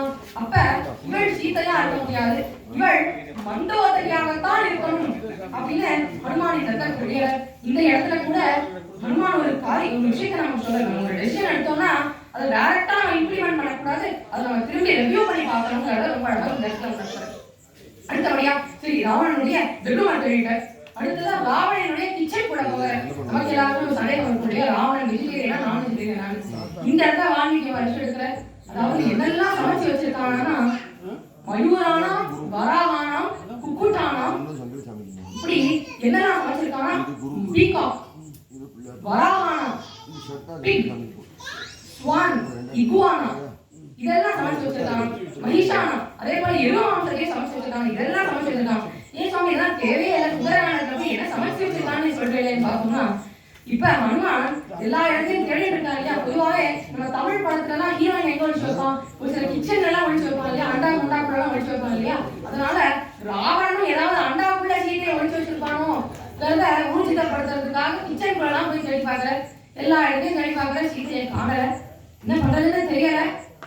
அப்பதான் ஹனுமான் யோசிப்பாங்க, சரி நம்ம தேடி பார்த்தோம்பா சீதைய காணல, இதற்கு மேலும் தேடி நம்ம டைமையும் வேஸ்ட் பண்ண வேண்டாம், டைரக்டா ராமன் போய் ராம் தேடி பார்த்தேன் கிடைக்கல நீ சொல்லிடலாம் அப்படின்னு ஹனுமான் யோசிக்கிறார். ஆனா இப்போ ஒரு டெசிஷன் எடுத்திருக்க, அதையும் ரெவ்யூ பண்ணி பார்க்கணும் இல்லையா? ரெவ்யூ பண்ணி பாக்குறேன். அப்பதான் உங்களுக்கு தோன்றது, நம்ம மட்டும் ராமர் இடத்துல போய் சீதையை காணலன்னு சொன்னோம்னா அந்த செய்தியை கேட்டு ராமர் தன்னோட உயிரை கொடுத்துருவார். ராமர் போயிட்டா லட்சுமணன் போயிடுவார், இவா 2 பேர் போட்டா சுக்ரீவன் போயிடுவார், சுக்ரீவன் போயிட்டா வானர சைன்யமே போயிடும், இவா எல்லாரும் போயிட்டா கிஷ்கிந்தேல இருக்க வாழம் போயிடுவா, அயோத்தியால இருக்க வாழம் போயிடுவா, இப்படி நம்ம சொல்லக்கூடிய ஒரே ஒரு வார்த்தை இத்தனை பேரோட துக்கத்துக்கு காரணம் ஆயிடுது இல்லையா? அதனால நம்ம அப்ளை பண்ணக்கூடாது அப்படின்னு ஹனுமான் மறுபடியும் தெரியல. அதன் பிறகு சரி ஓகே, நம்ம தேடி பார்த்தோம் கிடைக்கல, அதை ராமர்கிட்ட நம்ம சொல்ல வேண்டாம், யுஷியை சொல்ல வேண்டாம், நம்ம தங்களோட உயிரை மாற்றிப்போமே அப்படின்னு மறுபடியும் ஒரு டெசிஷன் எடுக்கிற. அந்த டெசிஷனையும் ரெவியூ பண்ணிப்பாங்க. சரி என்னதான் இருந்தாலும் உயிரை மாற்றிக்க கூடாது. எதிர்காலத்துல வால்மீகி மகர்ஷி ஒரு பெரிய காவியமா ராமாயணத்தை ரச்சனை பண்ண போற. அந்த காவியத்துல ஹனுமான் தன்னோட உயிரை மாற்றிட்ட அப்படிங்கறத சொன்னோம்னா வருங்காலத்துல வரக்கூடிய யங்ஸ்டர்ஸ்க்கெல்லாம் இது ஒரு நெகட்டிவ் இம்பாக்டா ஆயிடாதா அப்படின்னா இந்த இடத்துல நம்ம நம்மளோட உயிரை மாற்றிக்க கூடாது. ஹனுமான் மறுபடியும் தெரியல. அப்பதான் ஹனுமான் யோசிச்சு பார்க்க, சரி இவ்வளவு நேரம் சீதையை தேடிப்போம், நம்ம ராமனுடைய அனுகிரகம் இருக்கு, சூரிய பகவானுடைய அனுகிரகம் நமக்கு இருக்கு. அப்படி இருக்கும்போது ஏன் சீதா பிராட்டியினுடைய தரிசனமானது நமக்கு கிடைக்க மாட்டேங்குது யோசிச்சு பார்க்க. அப்பதான் அவருக்கு தெரியுது, சூரியனை வளர்ப்பிட்டேன், என்னுடைய குருவான சூரியனை வணங்கினேன், ராமரை வணங்கினேன், லக்ஷ்மணனை வணங்கினேன், எல்லாரையும் வணங்கினேன். ஆனா யாரை தேட வந்தேனோ, எந்த சீதா பிராட்டியை தேட வந்தேனோ அந்த சீதா பிராட்டி நான் வணங்காம விட்டுருக்கேன் சொல்லிட்டு இந்த இடத்துல வால்மீகி மகர்ஷி இருக்கிற நமோஸ்து ராமாய ச லக்ஷ்மணாய நமோஸ்து தேவ்யை ஜனகாத்மஜாயை நமோஸ்து ருத்ரேந்திர யமானிலேவ்யோ நமோஸ்து சந்திரார்க்க மருத்கணேவ்யः. ராமருக்கு நமஸ்காரம், லக்ஷ்மணருக்கு நமஸ்காரம், சூரியனுக்கு நமஸ்காரம், நமோஸ்து தேவ்யை ஜனகாத்மஜாயை ஜனகரினுடைய பெண்ணான சீதைக்கு என்னுடைய நமஸ்காரம், நமோஸ்து ருத்ரனுக்கு நமஸ்காரம், இந்திரனுக்கு நமஸ்காரம், மருத்கணனுக்கு நமஸ்காரம்னு எல்லோருக்கும் ஒரு நமஸ்காரம் சொல்லி சீதா பிராட்டி கிடைக்கணும்னு சீதையே பிரார்த்தனை பண்ணிட்டு அந்த சீதா தான் நம்மள அவளை காமிச்சு கொடுக்கணும்னு பிரார்த்தனை பண்ணிக்கிறேன். இதுல இந்த சீதை நுழைந்ததிலேயே என்ன ஒரு ஸ்பெஷாலிட்டின்னு பார்த்தோம்னா, சீதா பிராட்டி ராவணன் கவர்ந்து சொல்லும் போது அது என்ன முகூர்த்தம்னா அந்த முகூர்த்தத்தை மைத்திர முகூர்த்தம்னு சொல்லுவா. அந்த முகூர்த்தத்துல யாரெல்லாம் குறைந்து போறாளோ, அந்த யாரெல்லாம் இல்ல எந்த வஸ்துக்கள்லாம் குறைந்து போறதோ அது எல்லாமே நமக்கு மீண்டும் கிடைச்சிடும். அதனால அப்பேற்பட்ட அந்த முகூர்த்தத்துல குறைந்ததுனாலதான் இன்னும் சில வினாடிகள்ல சீதைய ஹனுமான் கண்டுபிடிச்சிருவாரு. இப்படி இவ்வளவு நேரம் தேடியும் கண்டுபிடிக்காத சீதைய இந்த ஒரே ஒரு ஸ்லோகத்தை சொல்லி சீதா பிராட்டிய பிரார்த்தனை பண்ணிக்கிற. உடனே சீதா பிராட்டிய கண்டுபிடிச்சு சொல்றாரு. அது எப்படியே பார்ப்போம். இப்ப இவர் மறுபடியும் லங்காவை தேடலாம் சர்ச் பண்ணிருக்க, மறுபடியும் ரீசர்ச் பண்ற. அப்பதான் மறுபடியும் லங்காவை தேடும் போதுதான் ஒரு இடத்த நம்ம விட்டுட்டோமே அப்படின்னு பாக்குற. அந்த இடம் தான் அசோகா வாட்டிகா, அசோகா கார்டன். அந்த கார்டனுடைய ஸ்பெஷாலிட்டி எப்படி ஏற்பட்டதுன்னா, நம்ம சோகத்தோட அங்க போனாலும் நம்மளுடைய சோகத்தை போக்கக்கூடியது சோக வாட்டிகா. ஆனா எப்பேற்பட்டதுன்னா, நாயகனோடு கூட இருந்தால் அசோகத்தை கொடுக்கக்கூடியது. ஆனா நாயகன் இல்லாம இருந்தா அசோக வாட்டிகாவே சோகத்தை கொடுக்கக்கூடியதா இருக்கு சீதா பிராட்டிக்கு. இப்படி இந்த அசோக வாட்டிகாவுக்கு போற அந்த காலத்துல ஒரே சிம்சுமா விருட்சங்களா இருக்கு. இந்த சிம்சுமா விருட்சங்கள்ல ஹனுமான் மேல ஏற. இதுல மகாபிரியவா ரொம்ப அழகா இருப்பா. இந்த சிம்சுமா விருட்சங்கள் எல்லாமே ஒரு மாதிரி டானி கலர்ல, ஒரு மாதிரி பிரவுனிஷ் கலர்ல இருக்குமா. அதனாலதான் ஹனுமான் அந்த சிம்சுமா விருட்சத்தோட கேமோஃப்ளேஜ் ஆயிட்ட அப்படின்னு மகாபிரியவா ரொம்ப அழகா சாதிப்பார். இப்படி அந்த சிம்சுமா விருட்சத்துல ஒரு விஷயமா தாவி தாவி தாவி தாவி ஹனுமான் போயிட்டு எப்படி நம்ம சீதா பிராட்டிய தேடி கண்டுபிடிக்க போறோம் அப்படின்னு சொல்லிட்டு கீழே பார்த்தா, எந்த தேவியை இவ்வளவு நேரம் தேடிட்டு இருந்தாலோ அந்த தேவியா பார்த்துட்டேன், சீதா தேவியா பார்த்துட்டேங்கிற அப்பேற்பட்ட சந்தோஷம் ஹனுமான் இடத்துல இருக்கு. இப்படி சீதையை பார்க்கறோம் இல்லையா? அதே சமயம் அசோகா வாட்டிகாக்குள்ள ராவணன் வரும். இதே ராவணன் தான் ஒரு 10 நிமிஷத்துக்கு முன்னாடி நம்ம பேசும்போது மேட்ரஸ்ல படுத்துருந்தான்னு பார்த்தோம். அதே ராவணன் இப்ப வரான் அப்படின்னா தன்னுடைய மனைவியான மந்தோதரிக்கு தெரியக்கூடாதுங்கிறதுக்காக இந்த க்ஷணம் ராத்திரி வேளையில சீதையை பார்க்கறதுக்காக இந்த இடத்துக்கு வரான். எல்லா ராட்சசிகளும் ராவணனோட கூட வரான். அப்ப ராவணன் வந்த உடனே சீதா பிராட்டிங்கிறது ஒரு விஷயம் பண்றான். பக்கத்துல இருக்கக்கூடிய ஒரு புள்ள புடுங்கி ராவணன் முன்னாடி போடுறான். இததான் வால்மீகி மகர்ஷி சொல்றார். திருநமந்தர தத்ருத்வா பிரத்யுவாத சுஜிஸ்மிதா சாது தர்மவேக்ஷஸ்வ சாது சாது நசம்சர. சுவாமி புள்ள புடுங்கி போறதெல்லாம் ஒரு விஷயம்னு சொல்லிட்டு இருக்கேனே அப்படின்னு பார்த்தோம்னா, இதற்கு சீதையே புள்ள புடுங்கி போட்டாங்கிறதுக்காக காரணம் ராமானுஜர் 40 பக்கங்கள் எழுதிருக்க. ஏன் புள்ள புடுங்கி போட்டிருக்கா அப்படிங்கிற ஒரே ஒரு சின்ன விஷயத்துக்காக. அதுல ஒரு சில காரணங்களை நம்ம பார்ப்போமே. ஏன் சீதை புள்ள புடுங்கி போட்டான்னா, பொதுவா நம்ம ஆத்துக்கு யாராவது வந்தாங்கன்னா அவளை முதல்ல நம்ம வரவேற்கணும், அவளுக்கு கொஞ்சம் தீர்த்தம் கொடுக்கணும். கொடுக்கணும்னு சொல்றது சாஸ்திரம். ஆசனம் கொடுக்க கூட நம்மளால இயலன்னா அட்லீஸ்ட் ஒரு தர்பப்புள்ள புடுங்கி போட்டோம்னா அது ஆசனத்துக்கு சமம்னு சொல்றது. அதனாலதான் சீதை இந்த இடத்துல ஒரு தர்பப்புள்ளை புடுங்கி போடுறா. ரமந்தர தத்கிருத்வா. என்னதான் இந்த ராவணன் உரியவனாக இருந்தாலும் மெத்த படித்தவன், அதனால மெத்த படித்தவனுக்கு நம்ம மரியாதை கொடுக்கணுங்கிறதுக்காக புள்ள புடுங்கி போடுறா. ரமந்தர தத்கிருத்வா. ராவணனும் ஒரு தேர்ட் பர்சன், அவன் என்ன நெருங்கக்கூடாதுங்கிறதுக்காக ஒரு ஸ்கிரீன், ஒரு ஷீல்டு மாதிரி இருக்கணுங்கிறதுக்காக புள்ள புடுங்கி போறானாம். ரமந்தர தத்கிருத்வா. ஏன்னா ராவணா உன்னை இந்த புல் போல புடுங்கி எரியறதுக்கு எனக்கு ரொம்ப நேரம் ஆகாது ராவணாங்கிறத உணர்த்துறதுக்காக புள்ள புடுங்கி போட்டுட்டான்னு ரொம்ப அழகா சொல்றேன். அது மட்டும் இல்ல, அன்னைக்கு நரசிம்மர் பிரகலாதனுக்காக தூணி இருந்து வந்தார். அதே போல இந்த சீதைக்காக ராமர் இந்த தர்பப்புள்ள இருந்து சிம்மனா வளர்ச்சிக்கு ரொம்ப நேரம் ஆகாது ராவணா அப்படிங்கறத உணர்த்துறதுக்காக புள்ள புடுங்கி போட்டிருக்கான். ராவணா அட்லீஸ்ட் ஒரு புள்ள புடுங்கிறதுக்காகவாவது அப்படி புடிஞ்சு ராவணனுடைய கால்ல தொட்டேன்னா அதே அவன் சரணாகதியா எடுத்துட்டு ஒரு மனுஷனா இருக்கா. அதனால அட்லீஸ்ட் நீ அப்பவாவது ராமர் அட்லீஸ்ட் சரணாகதி பண்ணுங்கிறதுக்காக புள்ள புடுங்கி போட்டிருக்கான். ராவணா நீ இப்படி இருந்தனா இந்த நமக்கேல ஒரு புல்லுதானா மிஞ்சும் உணர்த்துறதுக்காக புள்ள புடுங்கி போட்டிருக்கான். ராவணா என்னுடைய உயிரை கூட நான் புல் போல வீசி எரிஞ்சிடுவேன், ஆனா ஒரு காலம் உன்னுடைய ஆசைக்கு நான் இணங்கவே மாட்டேங்கிறத உணர்த்துறதுக்காக புள்ள புடுங்கி போட்டிருக்கான். இப்படி எண்ணற்ற காரணங்கள் சொல்லுவா. இப்படி சீதா பிராட்டி மீண்டும் எடுத்து சொல்றா, இந்த மாதிரி எனக்கும் ராவனுக்கும் ஏற்கனவே விவாகம் எடுத்து, உனக்கோ மந்தோதரி இருக்கா, உனக்கு நிறைய குழந்தை எல்லாம் இருக்கு, நீயும் சௌக்கியமா இருக்க ராவணா, உன் குழந்தைய வச்சு நீ சௌக்கியமா இருப்பா, என்னையப்பா நீ ராமர் இடத்துல இருந்து பிரிச்சு என்னையும் அவரையும் கஷ்டப்படுத்துற, நீ நல்ல வார்த்தைகள் எல்லாம் எடுத்து சொல்ற. ஆனா இதெல்லாம் சிவங்கால சொன்னதுக்குதான் சொன்னோம். ராவணன் இதெல்லாம் கேட்கவே இல்லை. அவன் ராவணன் சொல்றான், இந்த மாதிரி ஆசை வார்த்தைகள் எல்லாம் பேசலாம், 4 போனாங்க 5 போகும், அதுக்குள்ள நீ என்னோட ஆசைக்கு இணங்கணும்பா அப்படின்னு ராவணன் மறுபடியும் போஸ்ட் பண்ணிட்டே இருக்கான். ஆனா சீதா பிராட்டி கேட்கல. அப்ப ராவணன் சொல்றான், ராசிரிகளை பார்த்து சொல்றான், ராசிரிகள் நீங்க எப்படியாவது இந்த சீதைய 2 மாத காலங்களுக்குள்ள இந்த சீதைய அவனோட மென்டாலிட்டியை நீங்க மாத்துங்க. 2 மாசத்துக்குள்ள மாத்த முடியலைன்னா 2 மாசம் கழிச்சு இதே சீதையை நம்ம எல்லாரும் சமைச்சு சாப்பிடலாம் அப்படின்னு சொல்லிட்டு ராவணன் அந்த இடத்த விட்டு கிளம்புறான். இந்த சமயத்துலதான் இந்த இருக்கக்கூடிய ராட்சசிகளுக்கு எல்லாருமே ஒரு ஹெட் அப்படின்னா அது திரிஜட்டா தான். இந்த திரிஜட்டா என்பவள் பெரியவாழ்னா சொல்லக்கூடியபடி விபீஷணனுடைய பெண் அப்படின்னு பெரியவாழ்னா ஒரு அழகா சொல்லுவா. ஆனா இதுக்கு வால்மீகி ராமாயணத்துல எந்த ஒரு எவிடன்ஸுமே கிடையாது. இந்த திரிஜட்டை சீதா பிராட்டியை பார்க்கறதுக்காக வரா.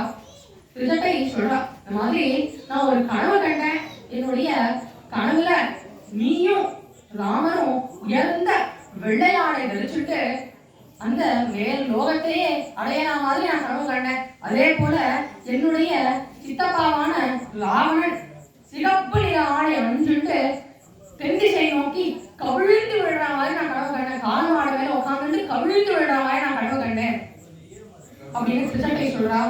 இந்த சுந்தரமான் பொதுவாகவே நம்ம ஒரு பாராயணம் பண்றோம் அப்படின்னா பொதுவா பெரியவாழ்னா சுந்தரகாண்ட பாராயணம் தான் பண்ணுவா.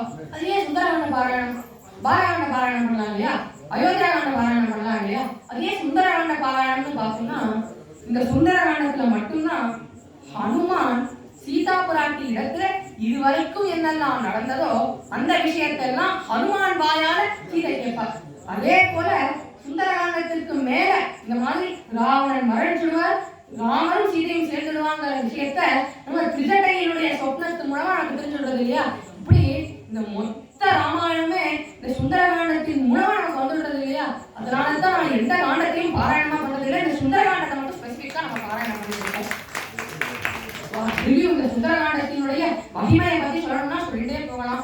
பொதுவா ஒரு கல்யாணத்துக்கு நம்ம பெண் பார்க்கணும் அப்படின்னா பொதுவா இந்த ஜாதக பொருத்தமெல்லாம் வரல அப்படின்னா பெரியவாழ என்ன பண்ணுவான்னா சுந்தரகாண்ட புத்தகத்தை எழுதுவா. அதுல ரேண்டமா ஒரு சர்க்கத்தை ஓபன் பண்ணுவா, அந்த சர்க்கத்தினுடைய பலனை படிப்பா. அந்த சர்க்கத்தினுடைய பலனானது பாசிட்டிவா இருந்தா கல்யாணத்துக்கு ப்ரொசீட் பண்ணுவா. இப்படி மணமகனுக்கு கல்யாணம் ஆகிறது முதல் கல்யாணத்துல காசி யாத்திரையில கூட சுந்தரகாண்ட புத்தகத்தை தான் கொடுப்பா. ஏன் சுந்தரகாண்ட புத்தகத்தை தரா? ஏன்னா ஹனுமான் இந்த சுந்தரகாண்டத்துல எண்ணற்ற தடைகளை தாண்டி இருக்காரு. அந்த தடைகள் எல்லாம் எப்படி கடந்த, அப்பேற்பட்ட தடைகள் உன்னுடைய வாழ்க்கையிலையும் வரும், அந்த தடைகளை எல்லாம் நீ எப்படி கடக்கணும்ங்கிறத உணர்த்துறதுக்காக தான் காசி யாத்திரையில கூட சுந்தரகாண்ட புத்தகத்தை கேட்கிறா. இப்படி சுந்தரகாண்டமானது முக்கியமானது. அதனுடைய மகத்துவத்தை பத்தி சொல்லணும்னா சொல்லிட்டே போகலாம். இப்ப நம்ம விட்டு இடத்துக்கு வரும். இப்படி திருஜட்டை சொல்லிட்டு போறா. அப்ப சீதைக்கும் உங்க ஆறுதலா இருக்கு. திருஜட்டை நீயும் நல்ல வார்த்தை சொல்ற, நீ சொல்றது மட்டும் நமக்கு எவ்வளவு நல்லா இருக்கும் திருஜட்டை சொல்றா. அப்ப மீண்டும் இந்த ராட்சசிகள்லாம் வரா சீதா பிராட்டி எடுத்துக்க. அப்ப திருஜட்டை தடுத்து சொல்றா, பாருங்க யுத்தம்னு வரும், யுத்தம் வரும், நிச்சயமா வரும். அதுல ராமர் நான் ஜெயிப்பார், ராவணன் தோத்துப்படுவார் அப்படின்னு சொல்றாரு. அப்ப இந்த ராட்சசிகள்லாம் பயப்படுறார். ஐயோ ராமர் ஜெயிச்சுட்டாருன்னா இவரெல்லாம் ராமர் என்ன பண்ணிடுவார், இவரெல்லாம் கொண்டுடுவாரா அப்படின்னு பயப்படுறா. அப்ப சீதா பிராட்டி சொல்றா, இந்த இடத்துல சீதையுடைய கருணை எப்பேற்பட்டதா இருந்தா இந்த ராட்சசிகள்லாம் சரண் கூட அடையல. இருந்தாலும் சீதா பிராட்டி சொல்றா, ஒருவேளை ராமர் மட்டும் ஜெயிச்சுட்டாருன்னா நான் உங்களுக்கு சரணாகதி கொடுக்கேன், ராமர் ஜெயிச்சுட்டாருன்னா உங்களுக்கெல்லாம் ஒண்ணுமே ஆகாதுன்னு அந்த ராட்சசிகள் சரணாகதியே அடையல. அப்படின்னாலும் அந்த ராட்சசிகளுக்கு சரணாகதி தானா அப்பேற்பட்ட அந்த கருணை தாயாருக்கு மட்டுமே வரும். இப்படி இதெல்லாம் மாறுறது.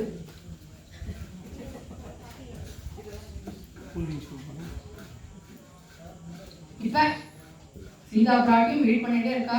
4-5 மாத காலங்கள் ஆனது. கிட்டத்தட்ட சீதையும் ராமனும் பிரிந்து இப்படி அழுது இல்லையா, சீதையும் காத்துட்டே இருக்காங்க. சீதா பிராட்டியோட மென்டாலிட்டி நம்ம பார்க்கணும். சீதைய ராவணன் தூக்கிட்டு சொல்லும் போது சீதைக்கு தெரியாது. இப்ப ராமரும் லக்ஷ்மணனுமே முதல்ல சந்திச்சுட்டாரானே சீதைக்கு தெரியாது. அப்படி இருக்கிறப்ப சீதை எப்படி இருப்பா, எல்லாரும் ராமர் நம்மளை கேட்டு வருவாரா, இல்ல ஏதாவது கீதையை கல்யாணம் பண்ணிருப்பாரா, இப்படி சீதை அப்படி ஒரு டைலமால இருக்கா. சீதை யோசிச்சுட்டே இருக்கா. ஆனா சீதையால ராமரை பிரிஞ்சு இருக்க முடியாது. இவ்வளவு காலமா காத்துட்டு இருக்கா. ஆனா ராமர் வரப்போறாருங்கிறதுக்கான ஒரு சிறு அடையாளம் கூட இன்னும் சீதைக்கு தெரிய வரல. நான் சீதா பிராட்டி இப்படி இந்த ராவணனுடைய கொடுமைக்கு உண்டாகிறதுக்கு பதிலா நான் என்னுடைய உயிரையே மாற்றிக்கிறேன்னு சொல்லிட்டு சீதா பிராட்டிக்கு நேச்சுரலாவே லாங் ஹேர் இருக்கு இல்லையா, அதனால லாங் ஹேர் வச்சுட்டு தூக்கிட்டு தன்னோட உயிரை மாற்றிக்கலாம்னு முயற்சி பண்ண போறா. அதாவது எந்த சிம்சுமா மரத்தினுடைய உச்சியில ஹனுமான் இருக்காரோ அதே சிம்சுமா மரத்தினுடைய மரக்கிளைகளை பயன்படுத்தி தூக்கிடலாம்னு சீதா பிராட்டி முயற்சிக்கிறா. இப்ப ஹனுமான் எப்பேற்பட்ட டைலமால இருக்கான்னு யோசிச்சு பாருங்க. சீதை தூக்கிட்டு போறா, நம்மளால என்ன பண்ணிப்போம், நோ அப்படின்னு கத்திப்போம் இல்லையா. ஆனா ஹனுமான குரங்கு தமிழ் குரங்கு பேசுறதா அப்படிங்கிற அதிர்ச்சியிலேயே சீதை தன்னோட உயிர் விட்டுடுவா. சரி சீதை என்ன பாஷையில பேசுவா, சம்ஸ்கிருதத்துல பேசுவா. அதனால நம்ம சம்ஸ்கிருதத்துல எடுத்து சொல்லலாமா பார்த்தோம்னா இந்த ராவணனும் சம்ஸ்கிருதத்துலதான் பேசுவான். இந்த ராவணன் எப்படி சீதையை கவர்ந்திருந்தான், வேடதாரியா வந்திருந்தாலே கவர்ந்தான். அதனால இந்த ராவணனா குரங்கு வேஷத்துல வந்திருக்கான்னு சொல்லிட்டு சீதை தன்னோட உயிரை மாற்றிப்பா. சரி ராமர் அப்படின்னு கத்துவோமான்னு பார்த்தோம்னா அதுவும் பண்ண முடியாது. ஏன்னா ராமர்னு சொல்லிட்டா ஐயோ ராமருக்கு ஏதோ ஆயிடுத்தோ சொல்லிட்டு சீதை தன்னோட உயிரை மாற்றிப்பா. அதனால இந்த க்ஷணத்துல கூட ஹனுமான் யோசிக்கிற நவவியாகரண பண்டிதங்களை ப்ரூவ் பண்ற ஹனுமான் தசரதர் சொல்றாரு. ஏன்னா தசரதர் ஒருவர் மட்டும்தான் ஏற்கனவே மாண்டு போயிட்டார். அதனால அவரோட பெயரை யூஸ் பண்ணோம்னா சீதைக்கு எந்த ஒரு எஃபெக்டுமே இருக்காது. இப்படி தசரதர் சொல்லி அந்த வார்த்தையிலிருந்து ஆரம்பித்து மொத்த ராமாயணத்தையும் ரச்சனை பண்ற. ராமாயணத்தை அரண்ய காண்டத்துல சீதா பிராட்டிய ராவணன் கவர்ந்து சொல்றான் கட்டம் வரைக்கும் ஹனுமான் சொல்லிடுறாரு. ஏன்னா இது வரைக்கும் தான் சீதைக்கு தெரியும். இதற்கு மேல என்ன விஷயங்கள் நடந்தது, கிஷ்கிந்தா காண்டத்துல நடக்கக்கூடிய விஷயங்கள் எல்லாம் சொல்லி சுந்தர காண்டத்துல ஹனுமான்கிற ஒரு குரங்கு கடல் தாண்டி லங்கைக்கு வந்து சீதா பிராட்டி கிடைப்பாளா கிடைக்க மாட்டாளான்னு எல்லா இடத்தையும் தேடி கண்டுபிடிப்பாரா கண்டுபிடிக்க மாட்டாளாங்கிற யோசனையில இருந்து கடைசியில கண்டும் பிடிச்சிட்ட. அப்பேற்பட்ட அந்த சீதா பிராட்டி இடத்துலதான் இந்த ராமாயணத்தை இப்ப ரச்சனம் பண்ணிட்டு இருக்க அப்படிங்கிற கட்டம் வரைக்கும் மொத்த ராமாயணத்தையும் ரச்சனை பண்ணிடுறார் ஹனுமான். இதை கேட்ட சீதா பிராட்டி இப்ப கூட நம்ம கனவுலதான் இருக்குமா, ஒருவேளை திருஜட்டி தான் கனவை பத்தி சொன்னா ஒருவேளை நம்மளும் ஒரு கனவு காண்றோமோ அப்படின்னு சீதா பிராட்டி யோசிக்கிறா. அப்புறம் தெரியல இது கனவா இருக்க வாய்ப்பு இல்லை. சரி என்னுடைய தாயாரான இந்த பூமாதேவி தான் என்னுடைய கவலையை புரிஞ்சு இந்த கதையை இடத்துல சொல்றாளோ, இல்லைன்னா தேவலோகத்துல இருக்கக்கூடிய சச்சிதேவி தான் இந்த ராமாயணத்தை இடத்துல சொல்றாளோ, யார் என் இடத்துல இந்த கதையை சொல்றா, இந்த சமுத்திரம் இடத்துல சொல்றதா அப்படின்னு சீதா பிராட்டி யோசிக்கிறா. அப்பதான் சிம்சுமா மரத்தினுடைய கீழையில இருந்து ஹனுமான் இறங்குற. இப்ப சீதா பிராட்டி திடீர்னு இந்த ஹனுமானுக்கு அங்கீகாரம் கொடுத்துட முடியாது. ஏன்னா இப்ப கூட ஹனுமான் சீதைக்கு ஒரு ஸ்ட்ரேஞ்சர் தான். அதனால இந்த இடத்துல சீதா பிராட்டி நிறைய கேள்விகள்லாம் கேட்கிறா. அந்த கேள்விகளை ஏன் கேட்கிறா, அதனுடைய தாற்பயத்தை நம்ம புரிஞ்சுப்போம். முதல் கேள்வி, ராமரினுடைய ஹைட் எவ்வளோ அப்படின்னு கேட்கிறா. அதற்கு ஹனுமான் சொல்ற, ராமரினுடைய உயரம் 8 அடி அப்படின்னு சொல்லிடுறாரு. யோசிச்சு பாருங்க, 8 அடிக்கு இருந்தா ஏனையே தேவையில்லை, ராமர் கையை நீட்டினாலே போதும் எல்லா வஸ்துக்களையும் எடுத்துடலாம். அப்பேற்பட்ட ஹைட்ல இருக்கார் 8 அடி. இந்த கேள்வி மூலமா சீதை என்ன தெரிஞ்சுக்கிறான்னா, சரி இப்ப வந்திருக்க கூடியவன் ராமரை தரிசனம் பண்ணியிருக்கான். ஆனா ராமரை தரிசனம் பண்ணவன் கெட்டவனாகவும் இருக்கான், நல்லவனாகவும் இருக்கான். இவன் நல்லவன் தானாங்கிறத எப்படி ஊர்ஜிதப்படுத்துவா? அதனால இன்னொரு கேள்வி கேட்கிறா. ராமனுடைய முகத்தினுடைய வர்ணனை, ராமனுடைய கண்ணினுடைய வர்ணனை, இது ரெண்டுத்தையும் சொல்லுப்பா அப்படின்னு கேட்கிறார்.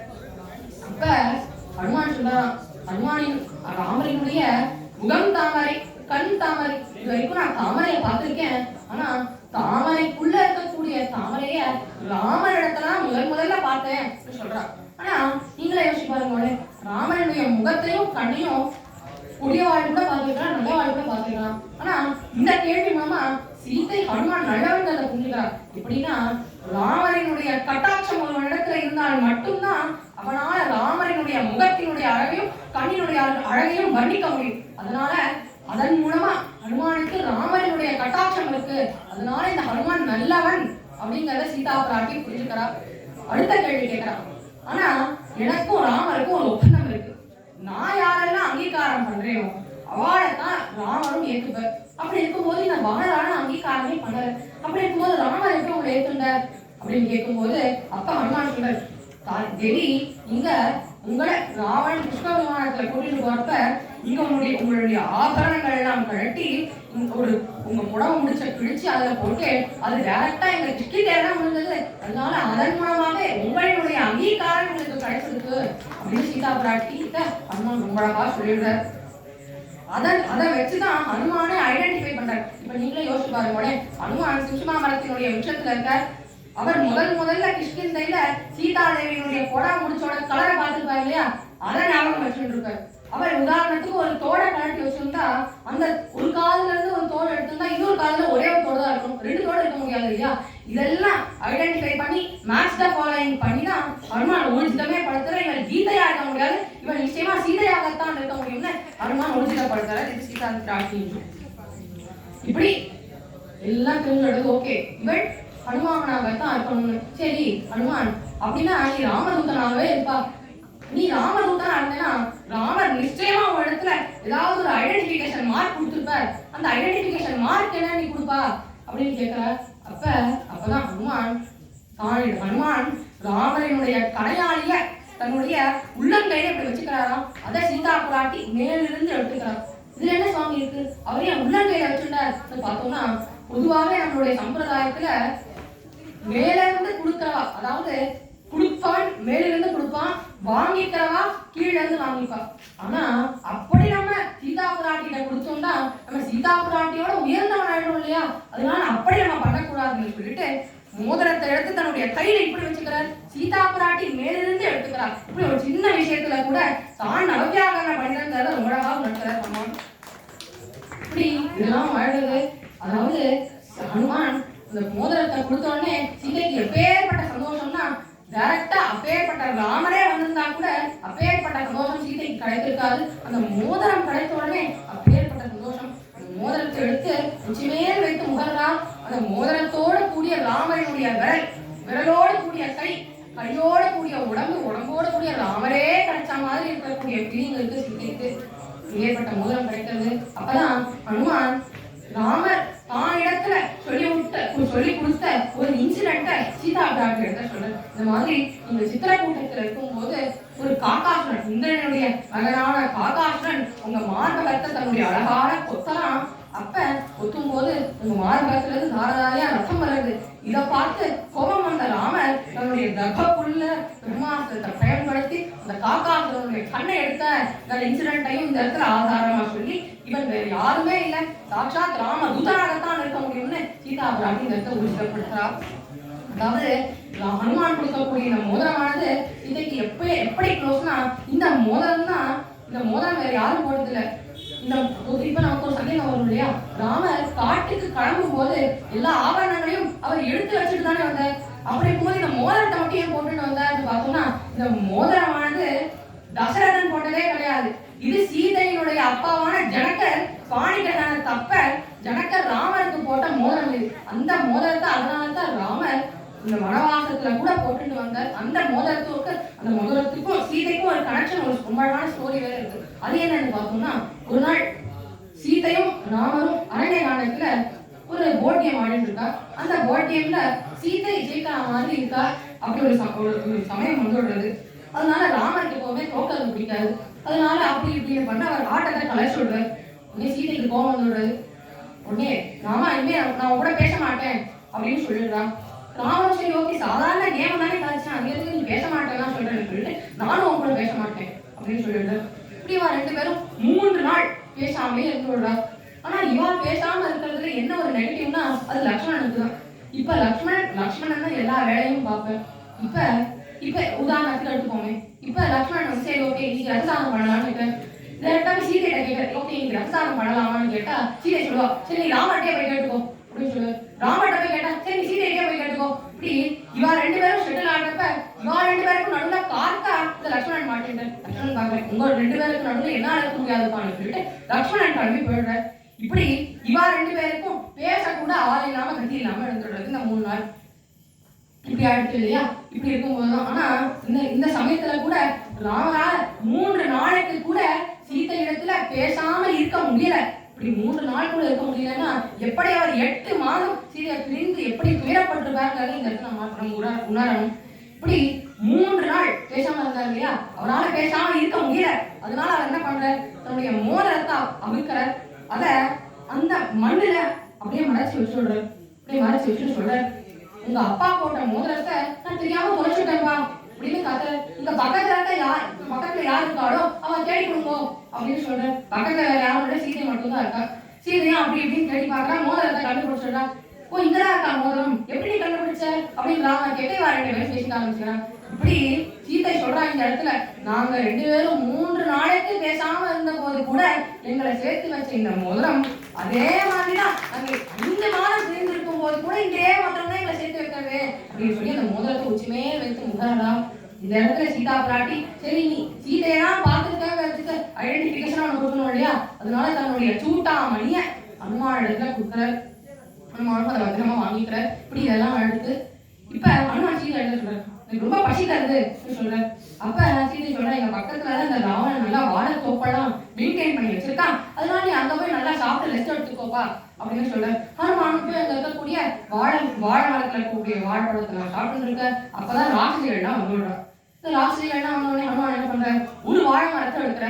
அந்த வாழை மரத்தை வச்சு மற்றைய வாழை மரங்களை அடித்து அதன் மூலமா ராட்சசிகளை அடிக்கிற. இப்படி ராட்சசிகளை அடித்த உடனே அதன் பிறகு 7 ரத்த சாரதிகளை ராவணன் அனுப்பி வைக்கிறான். 7 ரத்த சாரதிகளையும் துவம்சம் பண்ணிடுறார். அடுத்ததா ஜம்புமாலி அனுப்பி வைக்கிறான். ஜம்புமாலியும் துவம்சம் பண்றார். தன்னுடைய சொந்த புத்திரனான அக்ஷயகுமாரன் அனுப்பி வைக்கிறார்.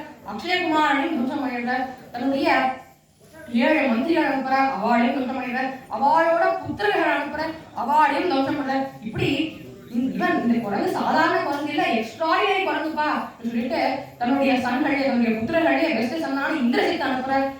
இருக்கக்கூடிய அந்த அசுரர்களே கொஞ்சம் இன்டெலிஜென்டான இந்த இந்திரஜித் தான். ஏன்னா இவன் ஒழுங்கா சாதாரண அஸ்திரத்தை ஓடி இந்த ஹனுமானால எதுவும் பண்ண முடியாதுங்கிறத உணர்ந்து டைரக்டா பிரம்மாஸ்திரத்தை பிரயோகம் பண்றார்.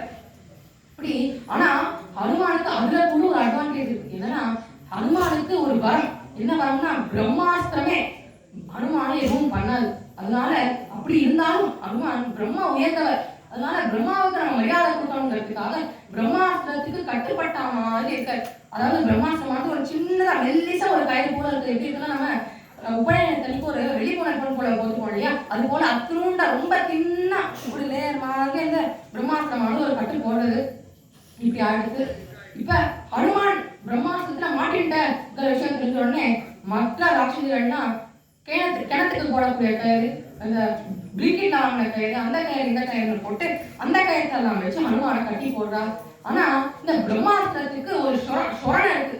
இந்த பிரம்மாஸ்திரம் எப்பேற்பட்டதுன்னா தான் ஒருவனை கட்டுப்படுத்தி இருக்கும் போது மற்ற கயத்தால என்ன கட்டுப்படுத்துற, நானே ஒருத்தரை கட்டுப்படுத்திட்டு இருக்கேன். அப்படி இருக்கும்போது ஏன் மற்ற கயத்தை வச்சு என்ன கட்டுப்படுத்துற அப்படின்னா என் மேல உனக்கு நம்பிக்கை இல்லையா? இதே போலதான் நம்மளும் என்ன பண்றோம், ஒரு சுவாமி போய் சொல்லுவோம் இந்த மாதிரி பகவானே நீ தான் காப்பாற்றணும்னு சொல்லுவோம். சரி இவர் மறந்துட்டாருன்னா இவர்கிட்ட சொல்லி வைப்போம், அவர் மறந்துட்டாருன்னா இவர்கிட்ட சொல்லி வைப்போம் சொல்லுவோம் இல்லையா? அதே போலதான் பிரம்மாஸ்திரத்துக்கு அந்த சொரணை இருக்கு. நீ என்ன எப்ப மதிக்கலையோ, என்ன அப்படின்னையும் அவளே அவனை காப்பாற்றி போகட்டும்னு சொல்லிட்டு பிரம்மாஸ்திரமானது டாப் அப்படின்னு பிரம்மாஸ்திரம் வெள்ளம் சொல்றது. இது ஹனுமானுக்கும் தெரியும். ஆனா ஹனுமான் அமைதியாவே இருக்க இந்திரஜித் பாக்குற சரி இந்த நாடகம் எவ்வளவு தூரம் நான் போறது நம்மளும் பார்க்கணும்னு சொல்லிட்டு ஹனுமானை எல்லாரும் ராவணனுடைய அந்த பேலஸுக்கு கூட்டிட்டு வரா. இந்த ராவணனுடைய பேலஸ்ல ராவணன் இந்த சிம்ஹாசனத்துல உட்கார்ந்து இருக்கான். அவனை சுத்தி 5 சேனாபதிகள் இருக்கா. இப்படி இந்த ராவணனுடைய அந்த வெல்தினஸ் அவனுடைய அந்த வீரத்தை பார்த்த ஹனுமான் பேர்பட்ட ராவணன் மட்டும் நல்லவனா இருந்தா இவன் எப்பேற்பட்டவனா இருந்திருப்பான் இவன் இந்த தேவலோகத்தும் எல்லா லோகத்தையும் கட்டி ஆழ்ந்திருப்பானே. ஆனா இவன் போய் கேரக்டர்ல இப்படி ஒஸ்டா இருக்கானே இந்த இடத்துல ஹனுமானே வருத்தப்படுறது. இது ஆழ்ந்தது.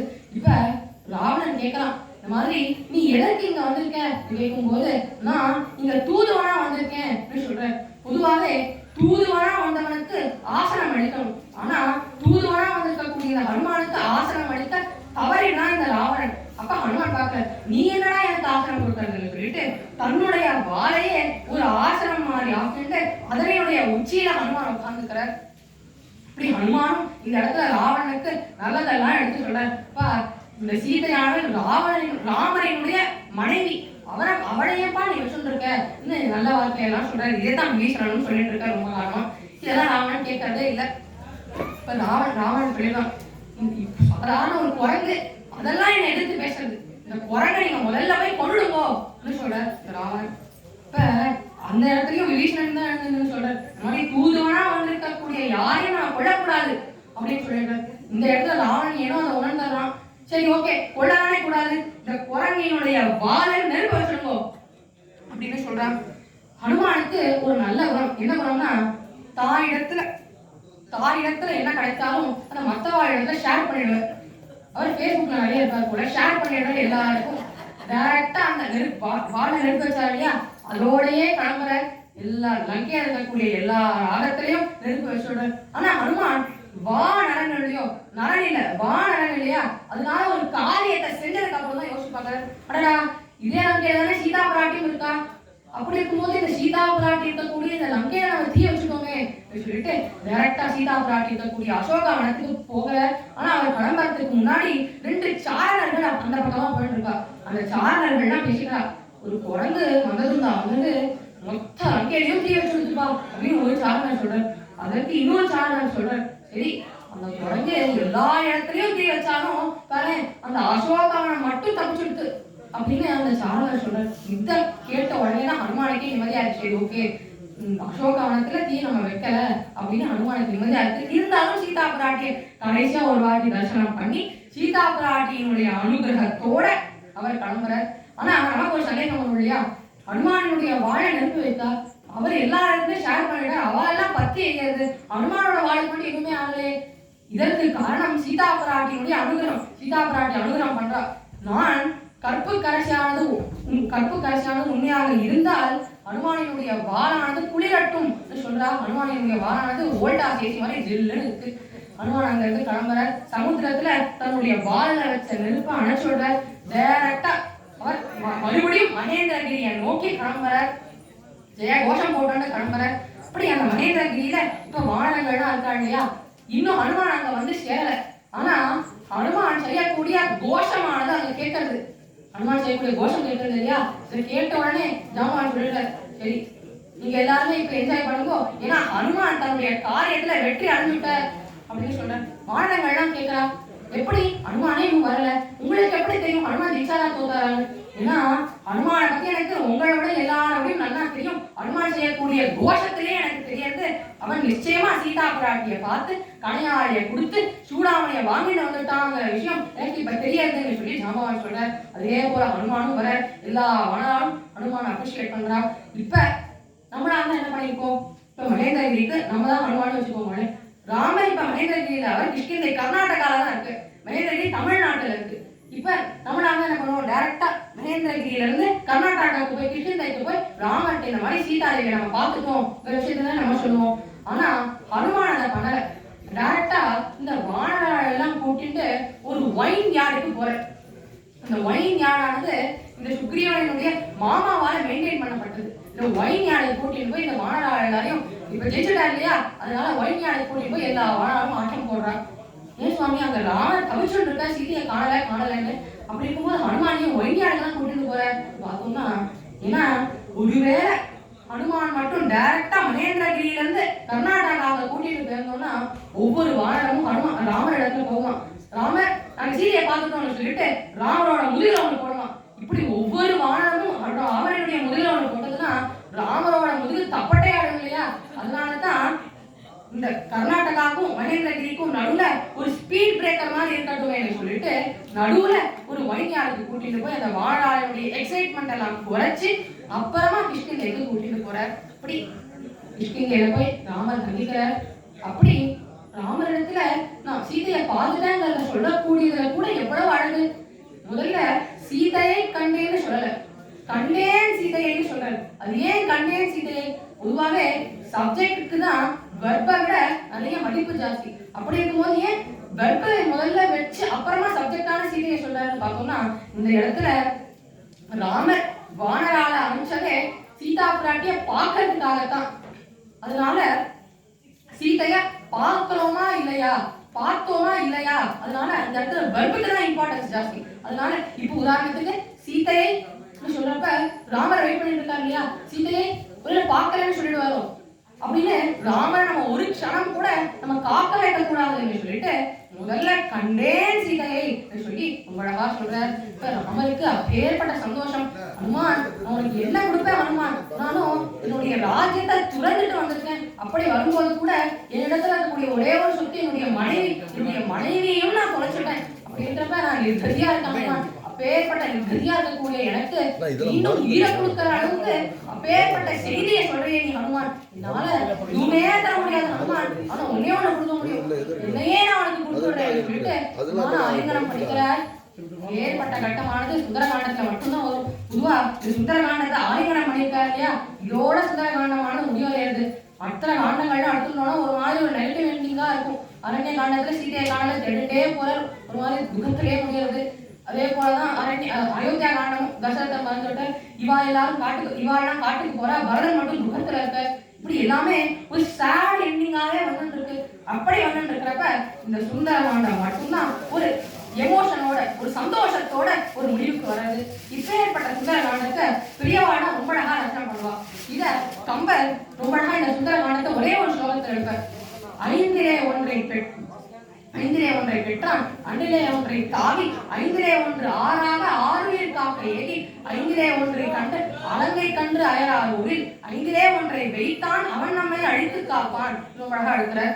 அதாவது ஐந்திலே ஒன்றை பெற்றான், வாயுவினுடைய புத்திரன், அதனால வாயு பகவான எடுத்துட்டு இருக்கான். ஐந்திலே ஒன்றை பெற்றான், ஐந்திலே ஒன்றை தாவி, அவர் சமுத்திரத்தை தாண்டாரு இல்லையா, அதனால ஐந்திலே ஒன்றை தாவி, ஐந்திலே ஒன்று ஆறாக ஆறுயிர் காக்க ஏகி, ஐந்துல பஞ்சபூதங்கள்ல ஒரு பூதத்தை மீன்ஸா வச்சுட்டு ஆறுயிர் காக்க சீதா பிராட்டி காக்க போனார். எப்படி போனார்? ஆகாச மார்க்கமா போனார்.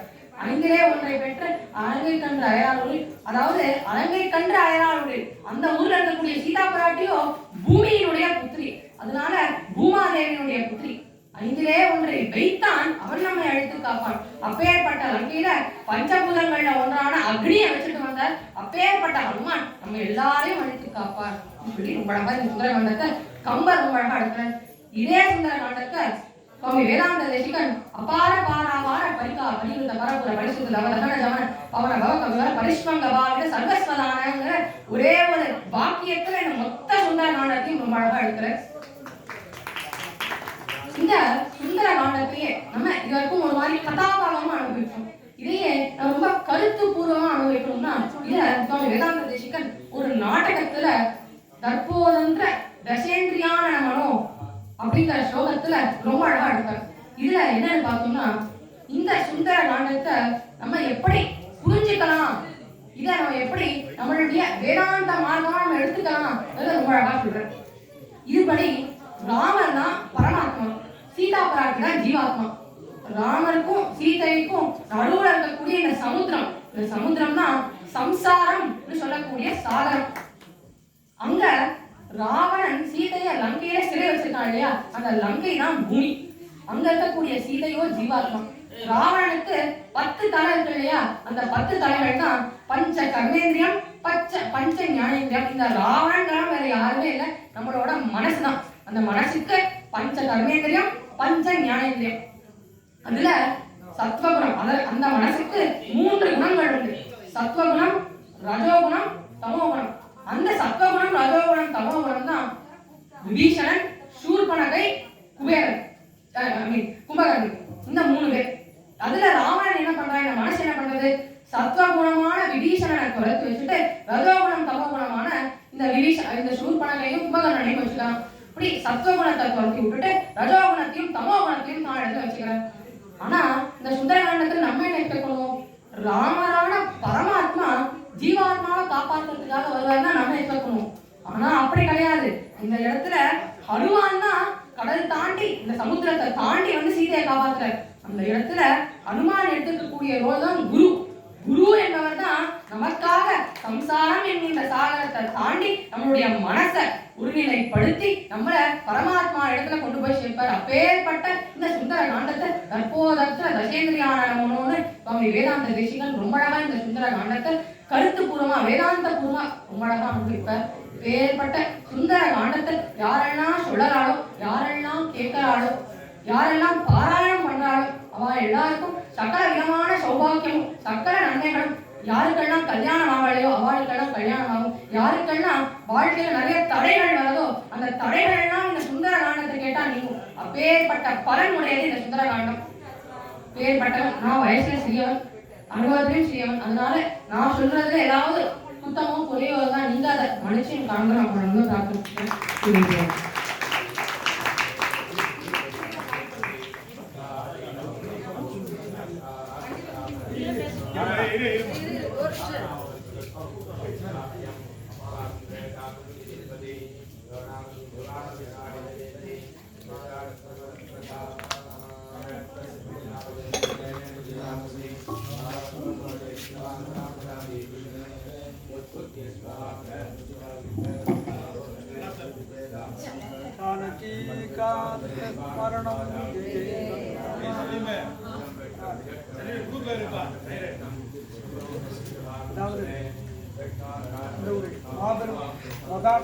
நடக்கிற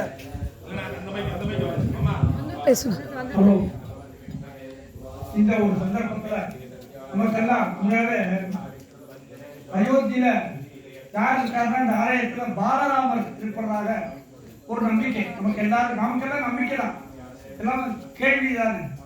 அந்த அடிப்படையில பார்க்க போனா அந்த பாலராமரே தன்னுடைய சரித்திரத்தை தன்னுடைய பாலத்தை மக்களுக்கு எடுத்து சொல்றதுக்காக அந்த கும்பாபிஷேக நேரத்துல அந்த பகவானுடைய அருளாலையும் குருவனுடைய கருத்தராட்சித்தாலையும் இந்த குழந்தை ராமரை கொண்டு வந்து வச்சு நமக்கெல்லாம் இந்த ஒரு அழகான சுந்தரமான சுந்தரகாண்டத்தை அந்த சுந்தரமான இந்த குழந்தை பாலராமன் மூலியமாக நமக்கெல்லாம் கிடைக்கிறதுக்கு வாய்ப்பை ஏற்படுத்தி கொடுத்த இந்த கும்பாபிஷேக கமிட்டியினுடைய பொறுப்பாளர்கள் அத்தனை பேருக்கும் அதை சிரவணம் பண்ணவா கேட்டு அனுபவிச்சு நாங்கள் இடையில கொஞ்ச நேரம் இந்த மனிதனா பிறந்ததுனால அந்த குணம் காசப்பட்டு கொஞ்சம் போயிட்டோம். அது ஒரு 15 நிமிஷம் கேட்பாங்க. இருந்தாலும் கூட உண்மையாகவே ரொம்ப பாக்கியசாலிகள் சட்டதான் சொல்லுவாங்க, பாக்கியம் உள்ளவாளுக்கு அது கிடைக்கும். அதனால இந்த சுந்தரகாண்டம் இவ்வளவு அழகாக கேட்க இன்னும் ஒரு மணி நேரம் சேர்த்து கேட்க மாட்டோமா அப்படிங்கிற அளவுக்கு ரொம்ப பிரமாதமா சொன்ன பாலராமனுக்கு சர்வே ஸ்ரீராம் ஸ்ரீராமன் தான். அதனால அந்த பகவான் சீதாரத்ன அனுமதித்த இந்த ராமச்சந்திரமூர்த்தியினுடைய பரிபூர்ண அனுகிரகமும் நமது இந்த குடும்பத்துக்கு மட்டும்தான் நமக்கு எல்லாருக்குமே வழிகாட்டியா வாழ்ந்துருக்கிற அந்த இந்த மண்ணின் மைந்தரா இருந்த சுப்பிரமணிய சிவாவுடைய மாமனா இருக்கிற அந்த மாதா சுப்பையாசவனுடைய பரிபூர்ண அருள் கிடைச்சு இந்த விநாயகர் பெருமானுடைய அருள் இதுக்கெல்லாம் மேல குலதெய்வமான இந்த காலமேக பெருமாள் இந்த சங்கிலி சுவாமியுடைய பரிபூர்ண அருள் அந்த குழந்தைக்கும் அவருடைய குடும்பத்தாருக்கும் இதெல்லாம் காட்டிலும் இந்த குழந்தையை பெற்றெடுத்த அந்த தாய்க்கு கோடி நமஸ்காரம். ரொம்ப அழகான ஒரு குழந்தை பிறந்திருக்காங்க, அதுதான் ஏன்னா குழந்தைகள் பிறக்கிறது இல்லை, அந்த குழந்தையை வளர்க்கறது ரொம்ப ரொம்ப முக்கியம். அது இந்த கலியுகத்துல உண்மையாக ஒரு சத்புருஷனாக ரொம்ப அழகா சொல்லியிருக்கார். வருங்காலத்துல மிகப்பெரிய நிறைய கதைகள்லாம் கேட்டிருக்கோம். அந்த கலாச்சாரத்தில் வந்து இதெல்லாம் அந்த மாதிரி உபன்யாசம் பண்ற பெரியவாளா எத்தனையோ பேர் இருந்தார். அதெல்லாம் காட்டும் இந்த கலியுகத்துல மிகச்சிறந்த ஒரு வித்வானாக அந்த சத்விஷயங்கள் மக்களுக்கு சொல்லக்கூடிய ஒரு வாய்ப்பை பகவான் கொடுத்திருக்கார். அதை பயன்படுத்தி இன்னும் அவர் தன்னை வளர்த்துக்கிட்டு நம்மள மாதிரி அதாவது எதுவுமே அழியாத பாமரனா இருக்கணும். நம்மளாம் உலகத்துல இப்ப ரொம்ப தேவை பகவானுடைய நாமாதான். அந்த பகவானுடைய நாமாவை நம்ம சொல்றதுக்கெல்லாம் ஒரு தூண்டுதலா இருக்கிற அந்த குழந்தைக்கு மனப்பூர்வமான வயது போத்துறதுக்குள்ள ஆசீர்வாதத்தை தெரிவித்து எல்லோருக்கும் சிரவணம் பண்ண அத்தனை பேருக்கும் இங்கே இருந்தவா பயிற்சி மூலியமா கேட்டவா எல்லாருக்கும் பரிபூர்ண அவரோட அந்த குருநாதரும் அந்த தெய்வத்துடைய அருளும் எல்லாரும் கிடைக்கணும் பிரார்த்தனை முடிக்கிறோம். ஜானகி காந்த ஸ்மரணம் பரம பார்வதி பதயே சத்குருநாத் மகாராஜ் கி